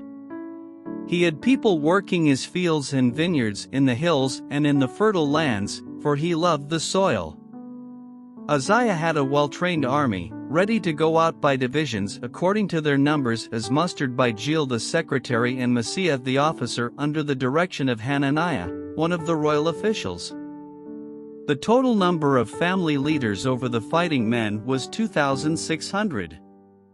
Under their command was an army of 307,500 men trained for war, a powerful force to support the king against his enemies. Uzziah provided shields, spears, helmets, coats of armor, bows, and slingstones for the entire army. In Jerusalem he made devices invented for use on the towers and on the corner defenses so that soldiers could shoot arrows and hurl large stones from the walls. His fame spread far and wide, for he was greatly helped until he became powerful. But after Uzziah became powerful, his pride led to his downfall. He was unfaithful to the Lord his God, and entered the temple of the Lord to burn incense on the altar of incense. Azariah the priest with 80 other courageous priests of the Lord followed him in. They confronted King Uzziah and said, "It is not right for you, Uzziah, to burn incense to the Lord. That is for the priests, the descendants of Aaron, who have been consecrated to burn incense. Leave the sanctuary, for you have been unfaithful, and you will not be honored by the Lord God." Uzziah, who had a censer in his hand ready to burn incense, became angry. While he was raging at the priests in their presence before the incense altar in the Lord's temple, leprosy broke out on his forehead. When Azariah the chief priest and all the other priests looked at him, they saw that he had leprosy on his forehead, so they hurried him out. Indeed, he himself was eager to leave, because the Lord had afflicted him. King Uzziah had leprosy until the day he died. He lived in a separate house leprous, and banned from the temple of the Lord. Jotham his son had charge of the palace and governed the people of the land. The other events of Uzziah's reign, from beginning to end, are recorded by the prophet Isaiah son of Amoz. Uzziah rested with his ancestors and was buried near them in a cemetery that belonged to the kings, for people said, "He had leprosy." And Jotham his son succeeded him as king. Jotham was 25 years old when he became king, and he reigned in Jerusalem 16 years. His mother's name was Jerusha daughter of Zadok. He did what was right in the eyes of the Lord, just as his father Uzziah had done, but unlike him he did not enter the temple of the Lord. The people, however, continued their corrupt practices. Jotham rebuilt the upper gate of the temple of the Lord and did extensive work on the wall at the hill of Ophel.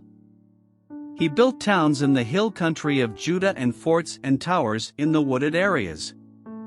Jotham waged war against the king of the Ammonites and conquered them. That year the Ammonites paid him 100 talents of silver, 10,000 cores of wheat and 10,000 cores of barley. The Ammonites brought him the same amount also in the second and third years. Jotham grew powerful because he walked steadfastly before the Lord his God. The other events in Jotham's reign, including all his wars and the other things he did, are written in the book of the kings of Israel and Judah. He was 25 years old when he became king, and he reigned in Jerusalem 16 years. Jotham rested with his ancestors and was buried in the city of David. And Ahaz his son succeeded him as king. Ahaz was 20 years old when he became king, and he reigned in Jerusalem 16 years. Unlike David his father, he did not do what was right in the eyes of the Lord. He followed the ways of the kings of Israel and also made idols for worshipping the Baals. He burned sacrifices in the valley of Ben Hinnom and sacrificed his children in the fire, engaging in the detestable practices of the nations the Lord had driven out before the Israelites. He offered sacrifices and burned incense at the high places, on the hilltops and under every spreading tree. Therefore the Lord his God delivered him into the hands of the king of Aram. The Arameans defeated him and took many of his people as prisoners and brought them to Damascus. He was also given into the hands of the king of Israel, who inflicted heavy casualties on him. In one day Pekah son of Remaliah killed 120,000 soldiers in Judah because Judah had forsaken the Lord, the God of their ancestors. Zikri, an Ephraimite warrior, killed Messiah the king's son, Azrikam the officer in charge of the palace, and Elkanah, second to the king. The men of Israel took captive from their fellow Israelites who were from Judah 200,000 wives, sons and daughters. They also took a great deal of plunder, which they carried back to Samaria. But a prophet of the Lord named Oded was there, and he went out to meet the army when it returned to Samaria. He said to them, "Because the Lord, the God of your ancestors, was angry with Judah, he gave them into your hand. But you have slaughtered them in a rage that reaches to heaven. And now you intend to make the men and women of Judah and Jerusalem your slaves. But aren't you also guilty of sins against the Lord your God? Now listen to me. Send back your fellow Israelites you have taken as prisoners, for the Lord's fierce anger rests on you." Then some of the leaders in Ephraim, Azariah son of Jehohanan, Berechiah son of Meshillemoth, Jehizkiah son of Shallum, and Amasa son of Hadlai confronted those who were arriving from the war. "You must not bring those prisoners here," they said, "or we will be guilty before the Lord. Do you intend to add to our sin and guilt? For our guilt is already great, and his fierce anger rests on Israel." So the soldiers gave up the prisoners and plunder in the presence of the officials and all the assembly. The men designated by name took the prisoners, and from the plunder they clothed all who were naked. They provided them with clothes and sandals, food and drink, and healing balm. All those who were weak they put on donkeys. So they took them back to their fellow countrymen at Jericho, the city of palms, and returned to Samaria. At that time King Ahaz sent to the kings of Assyria for help. The Edomites had again come and attacked Judah and carried away prisoners, while the Philistines had raided towns in the foothills and in the Negev of Judah. They captured and occupied Beth-Shemesh, Aijalon and Gederoth, as well as Soko, Timnah and Gimzo, with their surrounding villages. The Lord had humbled Judah because of Ahaz king of Israel, for he had promoted wickedness in Judah and had been most unfaithful to the Lord. Tiglath-Pileser king of Assyria came to him, but he gave him trouble instead of help. Ahaz took some of the things from the temple of the Lord and from the royal palace and from the officials and presented them to the king of Assyria, but that did not help him. In his time of trouble King Ahaz became even more unfaithful to the Lord. He offered sacrifices to the gods of Damascus, who had defeated him, for he thought, "Since the gods of the kings of Aram have helped them, I will sacrifice to them so they will help me." But they were his downfall and the downfall of all Israel. Ahaz gathered together the furnishings from the temple of God and cut them in pieces. He shut the doors of the Lord's temple and set up altars at every street corner in Jerusalem. In every town in Judah he built high places to burn sacrifices to other gods and aroused the anger of the Lord, the God of his ancestors. The other events of his reign and all his ways, from beginning to end, are written in the book of the kings of Judah and Israel. Ahaz rested with his ancestors and was buried in the city of Jerusalem, but he was not placed in the tombs of the kings of Israel. And Hezekiah his son succeeded him as king. Hezekiah was 25 years old when he became king, and he reigned in Jerusalem 29 years. His mother's name was Abijah daughter of Zechariah. He did what was right in the eyes of the Lord, just as his father David had done. In the first month of the first year of his reign, he opened the doors of the temple of the Lord and repaired them. He brought in the priests and the Levites, assembled them in the square on the east side, and said, "Listen to me, Levites. Consecrate yourselves now and consecrate the temple of the Lord, the God of your ancestors. Remove all defilement from the sanctuary. Our parents were unfaithful, they did evil in the eyes of the Lord our God and forsook him. They turned their faces away from the Lord's dwelling place and turned their backs on him. They also shut the doors of the portico and put out the lamps. They did not burn incense or present any burnt offerings at the sanctuary to the God of Israel. Therefore, the anger of the Lord has fallen on Judah and Jerusalem. He has made them an object of dread and horror and scorn, as you can see with your own eyes. This is why our fathers have fallen by the sword and why our sons and daughters and our wives are in captivity. Now I intend to make a covenant with the Lord, the God of Israel, so that his fierce anger will turn away from us. My sons, do not be negligent now, for the Lord has chosen you to stand before him and serve him, to minister before him and to burn incense. Then these Levites set to work, from the Kohathites, Mahath son of Amasai and Joel son of Azariah, from the Merarites, Kish son of Abdi and Azariah son of Jehalalel, from the Gershonites, Joah son of Zimmah and Eden son of Joah. From the descendants of Elizaphan, Shimri and Jeiel, from the descendants of Asaph, Zechariah and Mattaniah. From the descendants of Heman, Jehiel and Shimei, from the descendants of Jeduthun, Shemaiah and Uzziel. When they had assembled their fellow Levites and consecrated themselves, they went in to purify the temple of the Lord, as the king had ordered, following the word of the Lord. The priests went into the sanctuary of the Lord to purify it. They brought out to the courtyard of the Lord's temple everything unclean that they found in the temple of the Lord. The Levites took it and carried it out to the Kidron Valley. They began the consecration on the first day of the first month, and by the 8th day of the month they reached the portico of the Lord. For 8 more days they consecrated the temple of the Lord itself, finishing on the 16th day of the first month. Then they went in to King Hezekiah and reported, "We have purified the entire temple of the Lord, the altar of burnt offering with all its utensils, and the table for setting out the consecrated bread, with all its articles. We have prepared and consecrated all the articles that King Ahaz removed in his unfaithfulness while he was king. They are now in front of the Lord's altar." Early the next morning King Hezekiah gathered the city officials together and went up to the temple of the Lord. They brought 7 bulls, 7 rams, 7 male lambs and 7 male goats as a sin offering for the kingdom, for the sanctuary and for Judah. The king commanded the priests, the descendants of Aaron, to offer these on the altar of the Lord.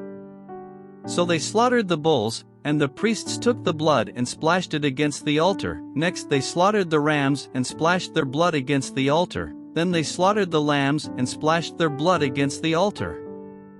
The goats for the sin offering were brought before the king and the assembly, and they laid their hands on them. The priests then slaughtered the goats and presented their blood on the altar for a sin offering to atone for all Israel, because the king had ordered the burnt offering and the sin offering for all Israel. He stationed the Levites in the temple of the Lord with cymbals, harps and lyres in the way prescribed by David and Gad the king's seer and Nathan the prophet. This was commanded by the Lord through his prophets. So the Levites stood ready with David's instruments, and the priests with their trumpets. Hezekiah gave the order to sacrifice the burnt offering on the altar. As the offering began, singing to the Lord began also, accompanied by trumpets and the instruments of David king of Israel. The whole assembly bowed in worship, while the musicians played and the trumpets sounded. All this continued until the sacrifice of the burnt offering was completed. When the offerings were finished, the king and everyone present with him knelt down and worshipped. King Hezekiah and his officials ordered the Levites to praise the Lord with the words of David and of Asaph the seer. So they sang praises with gladness and bowed down and worshipped. Then Hezekiah said, "You have now dedicated yourselves to the Lord. Come and bring sacrifices and thank offerings to the temple of the Lord." So the assembly brought sacrifices and thank offerings, and all whose hearts were willing brought burnt offerings. The number of burnt offerings the assembly brought was 70 bulls, 100 rams and 200 male lambs, all of them for burnt offerings to the Lord. The animals consecrated as sacrifices amounted to 600 bulls and 3,000 sheep and goats. The priests, however, were too few to skin all the burnt offerings, so their relatives the Levites helped them until the task was finished and until other priests had been consecrated, for the Levites had been more conscientious in consecrating themselves than the priests had been. There were burnt offerings in abundance, together with the fat of the fellowship offerings and the drink offerings that accompanied the burnt offerings. So the service of the temple of the Lord was re-established. 36 Hezekiah and all the people rejoiced at what God had brought about for his people, because it was done so quickly. Hezekiah sent word to all Israel and Judah and also wrote letters to Ephraim and Manasseh, inviting them to come to the temple of the Lord in Jerusalem and celebrate the Passover to the Lord, the God of Israel. The king and his officials and the whole assembly in Jerusalem decided to celebrate the Passover in the second month. They had not been able to celebrate it at the regular time because not enough priests had consecrated themselves and the people had not assembled in Jerusalem. The plan seemed right both to the king and to the whole assembly. They decided to send a proclamation throughout Israel, from Beersheba to Dan, calling the people to come to Jerusalem and celebrate the Passover to the Lord, the God of Israel. It had not been celebrated in large numbers according to what was written. At the king's command, couriers went throughout Israel and Judah with letters from the king and from his officials, which read, "People of Israel, return to the Lord, the God of Abraham, Isaac and Israel, that he may return to you who are left, who have escaped from the hand of the kings of Assyria. Do not be like your parents and your fellow Israelites, who were unfaithful to the Lord, the God of their ancestors, so that he made them an object of horror, as you see. Do not be stiff-necked, as your ancestors were, submit to the Lord. Come to his sanctuary, which he has consecrated forever. Serve the Lord your God, so that his fierce anger will turn away from you. If you return to the Lord, then your fellow Israelites and your children will be shown compassion by their captors and will return to this land, for the Lord your God is gracious and compassionate. He will not turn his face from you if you return to him." The couriers went from town to town in Ephraim and Manasseh, as far as Zebulun, but people scorned and ridiculed them. Nevertheless, some from Asher, Manasseh and Zebulun humbled themselves and went to Jerusalem. 12 Also in Judah the hand of God was on the people to give them unity of mind to carry out what the king and his officials had ordered, following the word of the Lord. A very large crowd of people assembled in Jerusalem to celebrate the festival of unleavened bread in the second month. They removed the altars in Jerusalem and cleared away the incense altars and threw them into the Kidron Valley. They slaughtered the Passover lamb on the 14th day of the second month. The priests and the Levites were ashamed and consecrated themselves and brought burnt offerings to the temple of the Lord. Then they took up their regular positions as prescribed in the law of Moses the man of God. The priests splashed against the altar the blood handed to them by the Levites. Since many in the crowd had not consecrated themselves, the Levites had to kill the Passover lambs for all those who were not ceremonially clean and could not consecrate their lambs to the Lord. Although most of the many people who came from Ephraim, Manasseh, Issachar and Zebulun had not purified themselves, yet they ate the Passover, contrary to what was written. But Hezekiah prayed for them, saying, "May the Lord, who is good, pardon everyone who sets their heart on seeking God the Lord, the God of their ancestors, even if they are not clean according to the rules of the sanctuary." And the Lord heard Hezekiah and healed the people. The Israelites who were present in Jerusalem celebrated the festival of unleavened bread for 7 days with great rejoicing, while the Levites and priests praised the Lord every day with resounding instruments dedicated to the Lord. Hezekiah spoke encouragingly to all the Levites, who showed good understanding of the service of the Lord. For the 7 days they ate their assigned portion and offered fellowship offerings and praised the Lord, the God of their ancestors. The whole assembly then agreed to celebrate the festival 7 more days, so for another 7 days they celebrated joyfully. Hezekiah king of Judah provided 1,000 bulls and 7,000 sheep and goats for the assembly, and the officials provided them with 1,000 bulls and 10,000 sheep and goats. A great number of priests consecrated themselves. The entire assembly of Judah rejoiced, along with the priests and Levites and all who had assembled from Israel, including the foreigners who had come from Israel and also those who resided in Judah. There was great joy in Jerusalem, for since the days of Solomon son of David king of Israel there had been nothing like this in Jerusalem. The priests and the Levites stood to bless the people, and God heard them, for their prayer reached heaven, his holy dwelling place.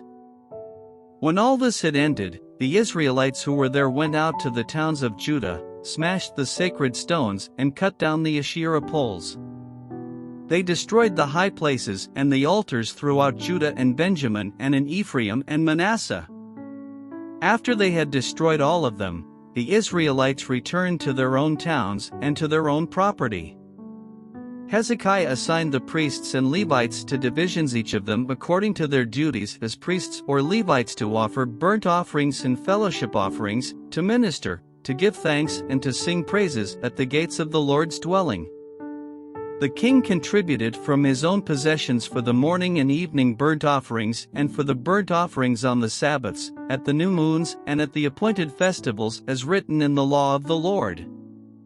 He ordered the people living in Jerusalem to give the portion due the priests and Levites so they could devote themselves to the law of the Lord. As soon as the order went out, the Israelites generously gave the firstfruits of their grain, new wine, olive oil and honey and all that the fields produced. They brought a great amount, a tithe of everything. The people of Israel and Judah who lived in the towns of Judah also brought a tithe of their herds and flocks and a tithe of the holy things dedicated to the Lord their God, and they piled them in heaps. They began doing this in the 3rd month and finished in the 7th month. When Hezekiah and his officials came and saw the heaps, they praised the Lord and blessed his people Israel. Hezekiah asked the priests and Levites about the heaps. And Azariah the chief priest, from the family of Zadok, answered, "Since the people began to bring their contributions to the temple of the Lord, we have had enough to eat and plenty to spare, because the Lord has blessed his people, and this great amount is left over." Hezekiah gave orders to prepare storerooms in the temple of the Lord, and this was done. Then they faithfully brought in the contributions, tithes and dedicated gifts. Conaniah, a Levite, was the overseer in charge of these things, and his brother Shimei was next in rank. Jehiel, Azaziah, Nahath, Asahel, Jerimoth, Jozabad, Eliel, Ismachiah, Mahath and Benaiah were assistants of Conaniah and Shimei his brother. All these served by appointment of King Hezekiah and Azariah the official in charge of the temple of God. Korah son of Imnah the Levite, keeper of the east gate, was in charge of the freewill offerings given to God, distributing the contributions made to the Lord and also the consecrated gifts. Eden, Miniamin, Jeshua, Shemaiah, Amariah and Shechaniah assisted him faithfully in the towns of the priests, distributing to their fellow priests according to their divisions, old and young alike. In addition, they distributed to the males 3 years old or more whose names were in the genealogical records all who would enter the temple of the Lord to perform the daily duties of their various tasks, according to their responsibilities and their divisions. And they distributed to the priests enrolled by their families in the genealogical records and likewise to the Levites 20 years old or more, according to their responsibilities and their divisions. They included all the little ones, the wives, and the sons and daughters of the whole community listed in these genealogical records. For they were faithful in consecrating themselves. As for the priests, the descendants of Aaron, who lived on the farmlands around their towns or in any other towns, men were designated by name to distribute portions to every male among them and to all who were recorded in the genealogies of the Levites. This is what Hezekiah did throughout Judah, doing what was good and right and faithful before the Lord his God. In everything that he undertook in the service of God's temple and in obedience to the law and the commands, he sought his God and worked wholeheartedly. And so he prospered. After all that Hezekiah had so faithfully done, Sennacherib king of Assyria came and invaded Judah. He laid siege to the fortified cities, thinking to conquer them for himself. When Hezekiah saw that Sennacherib had come and that he intended to wage war against Jerusalem, he consulted with his officials and military staff about blocking off the water from the springs outside the city, and they helped him. They gathered a large group of people who blocked all the springs and the stream that flowed through the land. "Why should the kings of Assyria come and find plenty of water?" they said. Then he worked hard repairing all the broken sections of the wall and building towers on it. He built another wall outside that one and reinforced the terraces of the city of David. He also made large numbers of weapons and shields. He appointed military officers over the people and assembled them before him in the square at the city gate and encouraged them with these words: "Be strong and courageous. Do not be afraid or discouraged because of the king of Assyria and the vast army with him, for there is a greater power with us than with him. With him is only the arm of flesh, but with us is the Lord our God to help us and to fight our battles." And the people gained confidence from what Hezekiah the king of Judah said. Later, when Sennacherib king of Assyria and all his forces were laying siege to Lachish, he sent his officers to Jerusalem with this message for Hezekiah king of Judah and for all the people of Judah who were there.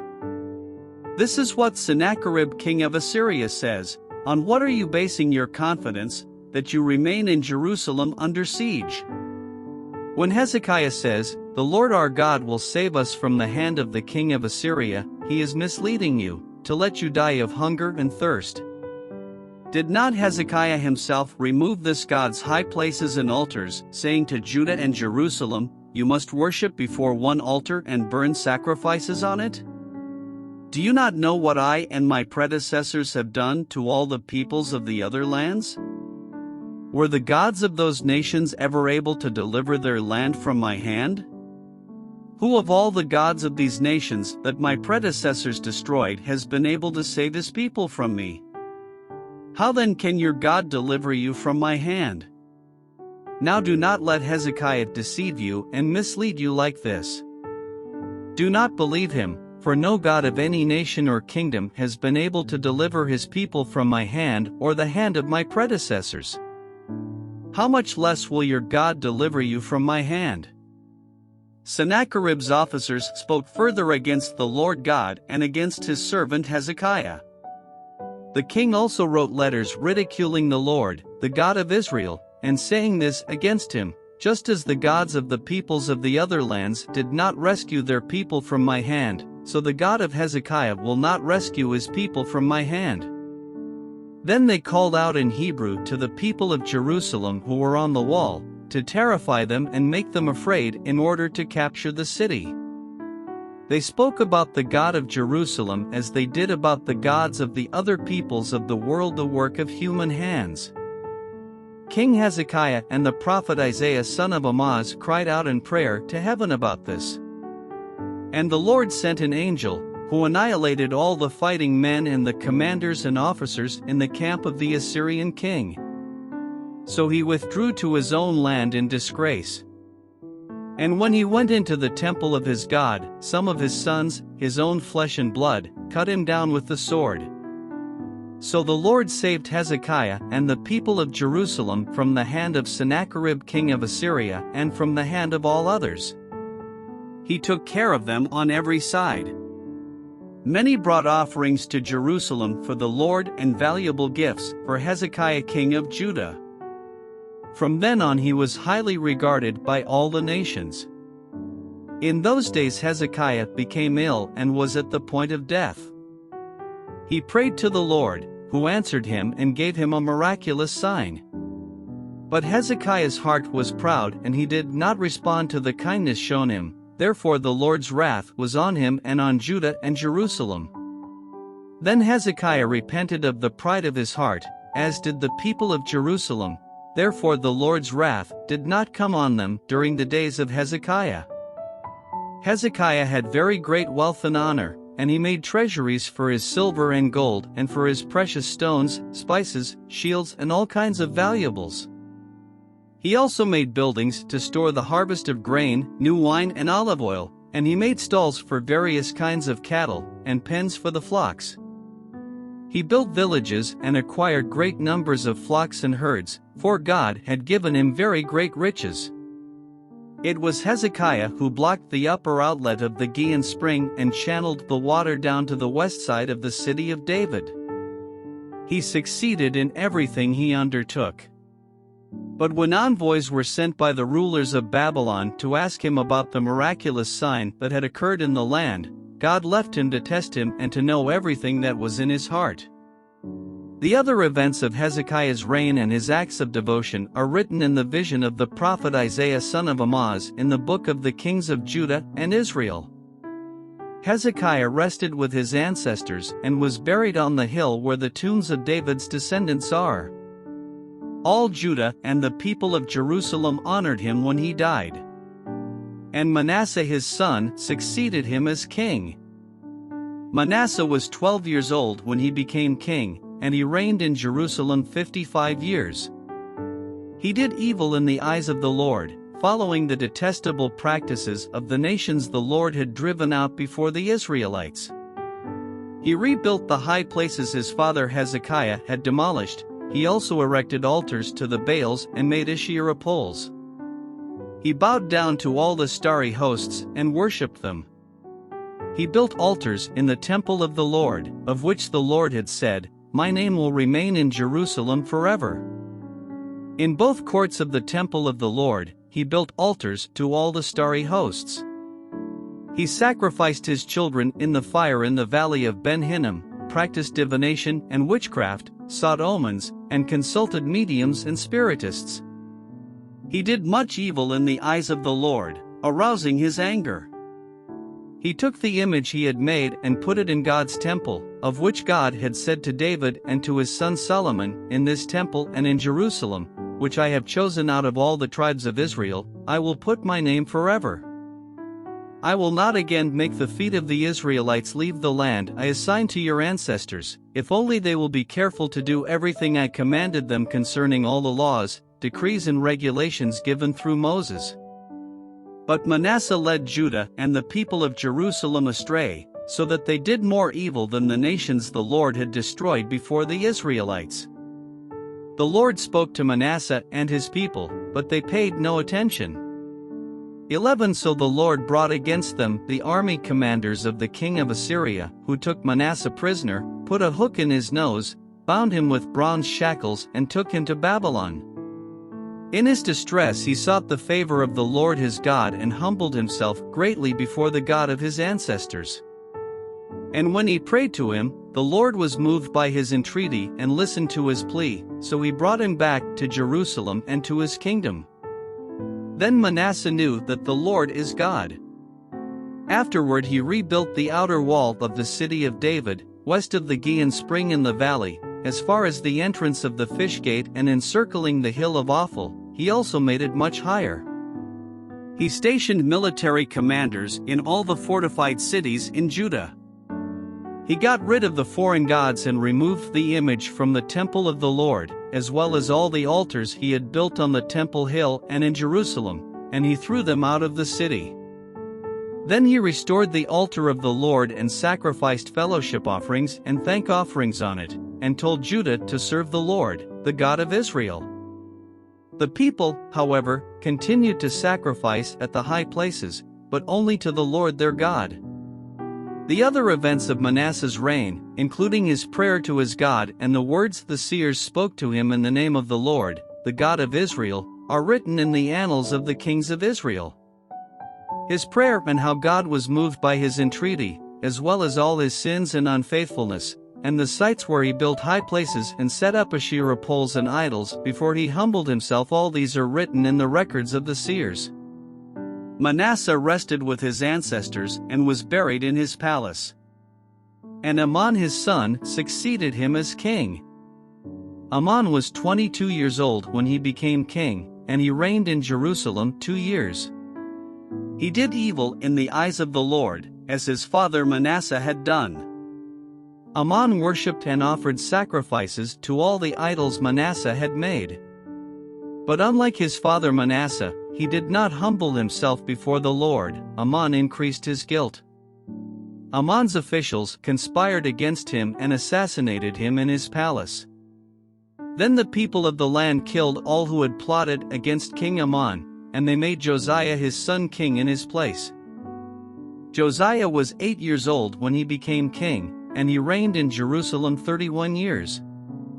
He did what was right in the eyes of the Lord and followed the ways of his father David, not turning aside to the right or to the left.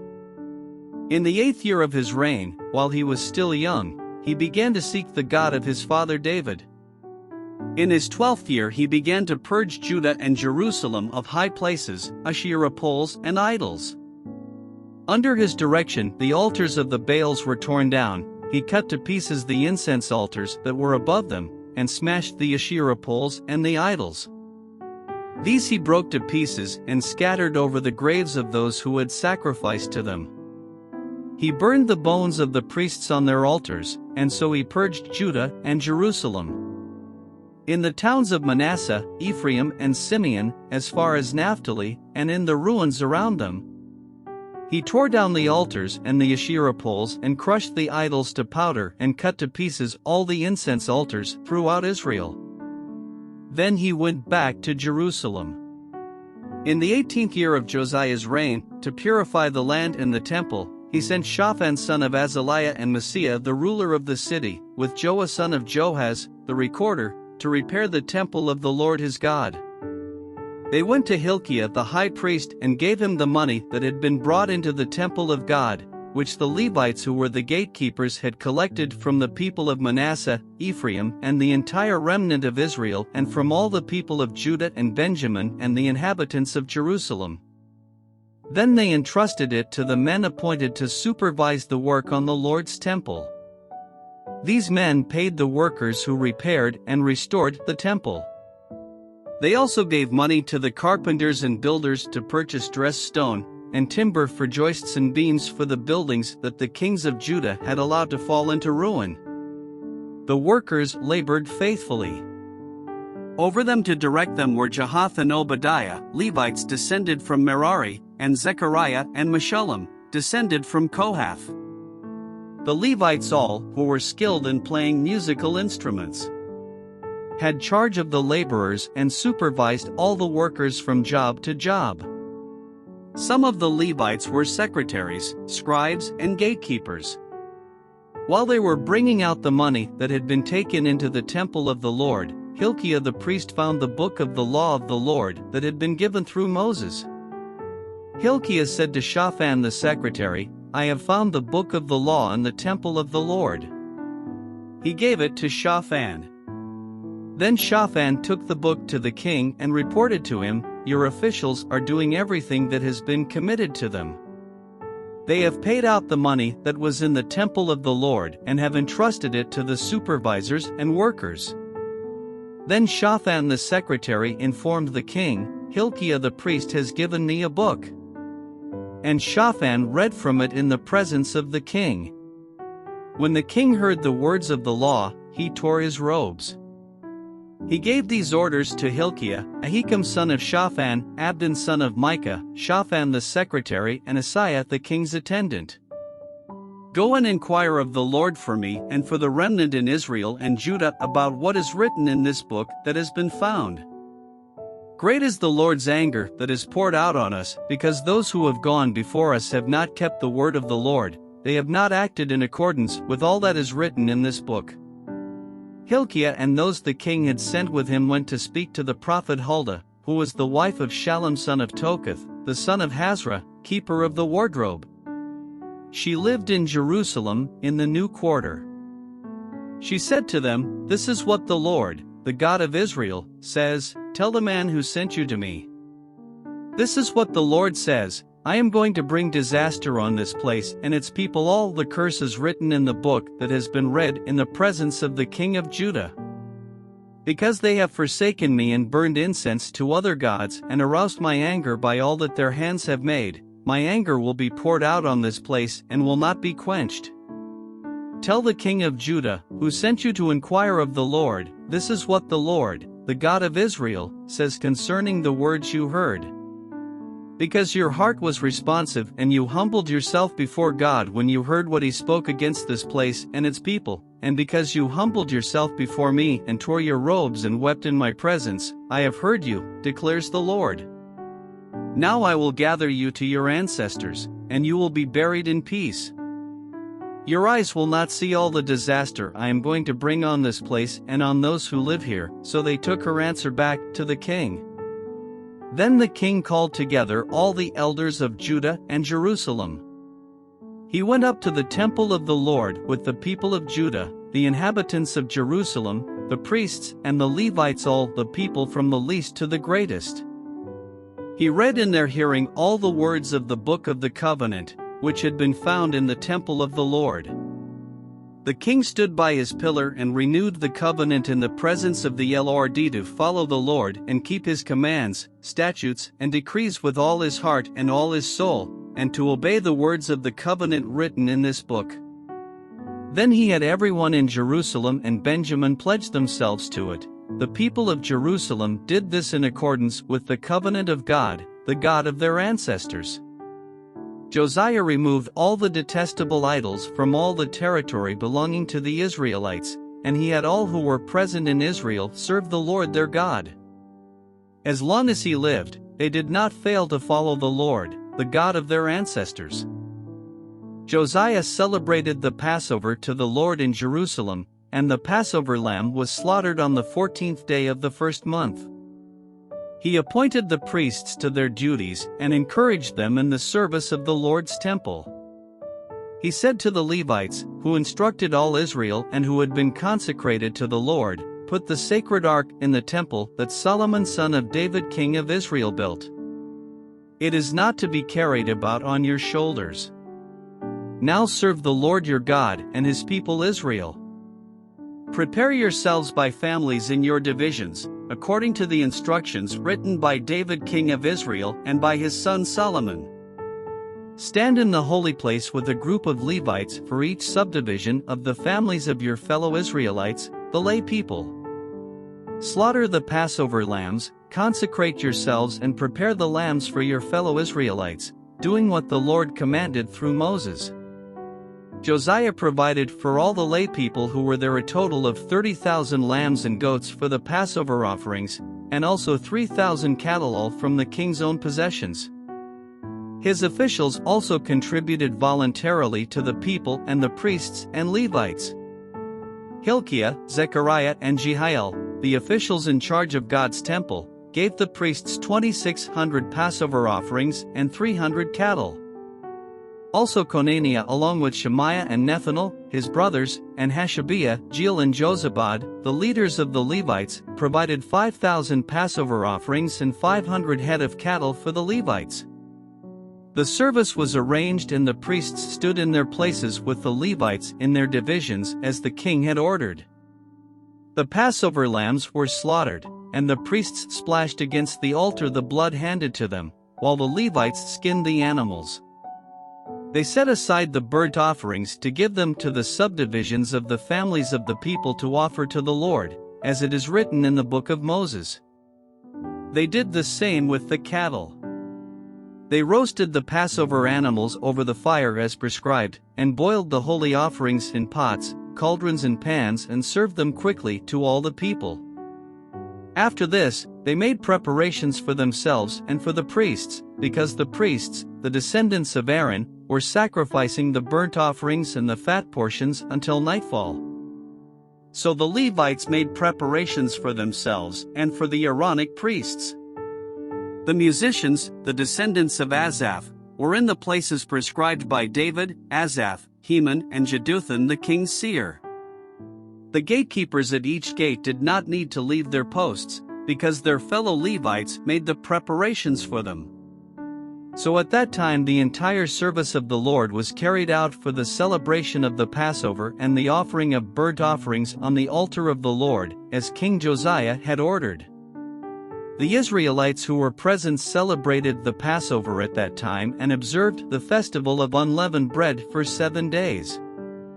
The Passover had not been observed like this in Israel since the days of the prophet Samuel, and none of the kings of Israel had ever celebrated such a Passover as did Josiah, with the priests, the Levites, and all Judah and Israel who were there with the people of Jerusalem. This Passover was celebrated in the 18th year of Josiah's reign. After all this, when Josiah had set the temple in order, Necho king of Egypt went up to fight at Carchemish on the Euphrates, and Josiah marched out to meet him in battle. But Necho sent messengers to him, saying, "What quarrel is there, king of Judah, between you and me? It is not you I am attacking at this time, but the house with which I am at war. God has told me to hurry, so stop opposing God, who is with me, or he will destroy you." Josiah, however, would not turn away from him, but disguised himself to engage him in battle. He would not listen to what Necho had said at God's command, but went to fight him on the plain of Megiddo. Archers shot King Josiah, and he told his officers, "Take me away, I am badly wounded." So they took him out of his chariot, put him in his other chariot and brought him to Jerusalem, where he died. He was buried in the tombs of his ancestors, and all Judah and Jerusalem mourned for him. Jeremiah composed laments for Josiah, and to this day all the male and female singers commemorate Josiah in the laments. These became a tradition in Israel and are written in the laments. The other events of Josiah's reign and his acts of devotion in accordance with what is written in the law of the Lord. All the events, from beginning to end, are written in the book of the kings of Israel and Judah. And the people of the land took Jehoahaz son of Josiah and made him king in Jerusalem in place of his father. Jehoahaz was 23 years old when he became king, and he reigned in Jerusalem 3 months. The king of Egypt dethroned him in Jerusalem and imposed on Judah a levy of 100 talents of silver and a talent of gold. The king of Egypt made Eliakim, a brother of Jehoahaz, king over Judah and Jerusalem and changed Eliakim's name to Jehoiakim. But Necho took Eliakim's brother Jehoahaz and carried him off to Egypt. Jehoiakim was 25 years old when he became king, and he reigned in Jerusalem 11 years.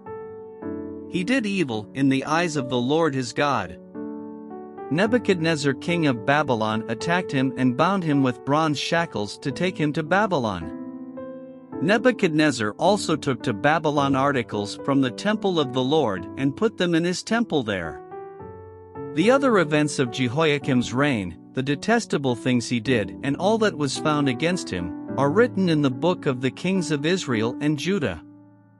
And Jehoiakim his son succeeded him as king. Jehoiakim was 18 years old when he became king, and he reigned in Jerusalem 3 months and 10 days. He did evil in the eyes of the Lord. 10 inches the spring, King Nebuchadnezzar sent for him and brought him to Babylon, together with articles of value from the temple of the Lord, and he made Jehoiakim's uncle, Zedekiah, king over Judah and Jerusalem. Zedekiah was 21 years old when he became king, and he reigned in Jerusalem 11 years. He did evil in the eyes of the Lord his God and did not humble himself before Jeremiah the prophet, who spoke the word of the Lord. He also rebelled against King Nebuchadnezzar, who had made him take an oath in God's name. He became stiff-necked and hardened his heart and would not turn to the Lord, the God of Israel. Furthermore, all the leaders of the priests and the people became more and more unfaithful, following all the detestable practices of the nations and defiling the temple of the Lord, which he had consecrated in Jerusalem. The Lord, the God of their ancestors, sent word to them through his messengers again and again, because he had pity on his people and on his dwelling place. But they mocked God's messengers, despised his words and scoffed at his prophets until the wrath of the Lord was aroused against his people and there was no remedy. He brought up against them the king of the Babylonians, who killed their young men with the sword in the sanctuary, and did not spare young men or young women, the elderly or the infirm. God gave them all into the hands of Nebuchadnezzar. He carried to Babylon all the articles from the temple of God, both large and small, and the treasures of the Lord's temple and the treasures of the king and his officials. They set fire to God's temple and broke down the wall of Jerusalem. They burned all the palaces and destroyed everything of value there. He carried into exile to Babylon the remnant, who escaped from the sword, and they became servants to him and his successors until the kingdom of Persia came to power. The land enjoyed its Sabbath rests, all the time of its desolation it rested, until the 70 years were completed in fulfillment of the word of the Lord spoken by Jeremiah. In the first year of Cyrus king of Persia, in order to fulfill the word of the Lord spoken by Jeremiah, the Lord moved the heart of Cyrus king of Persia to make a proclamation throughout his realm and also to put it in writing. This is what Cyrus king of Persia says: "The Lord, the God of heaven, has given me all the kingdoms of the earth, and he has appointed me to build a temple for him at Jerusalem in Judah. Any of his people among you may go up, and may the Lord their God be with them."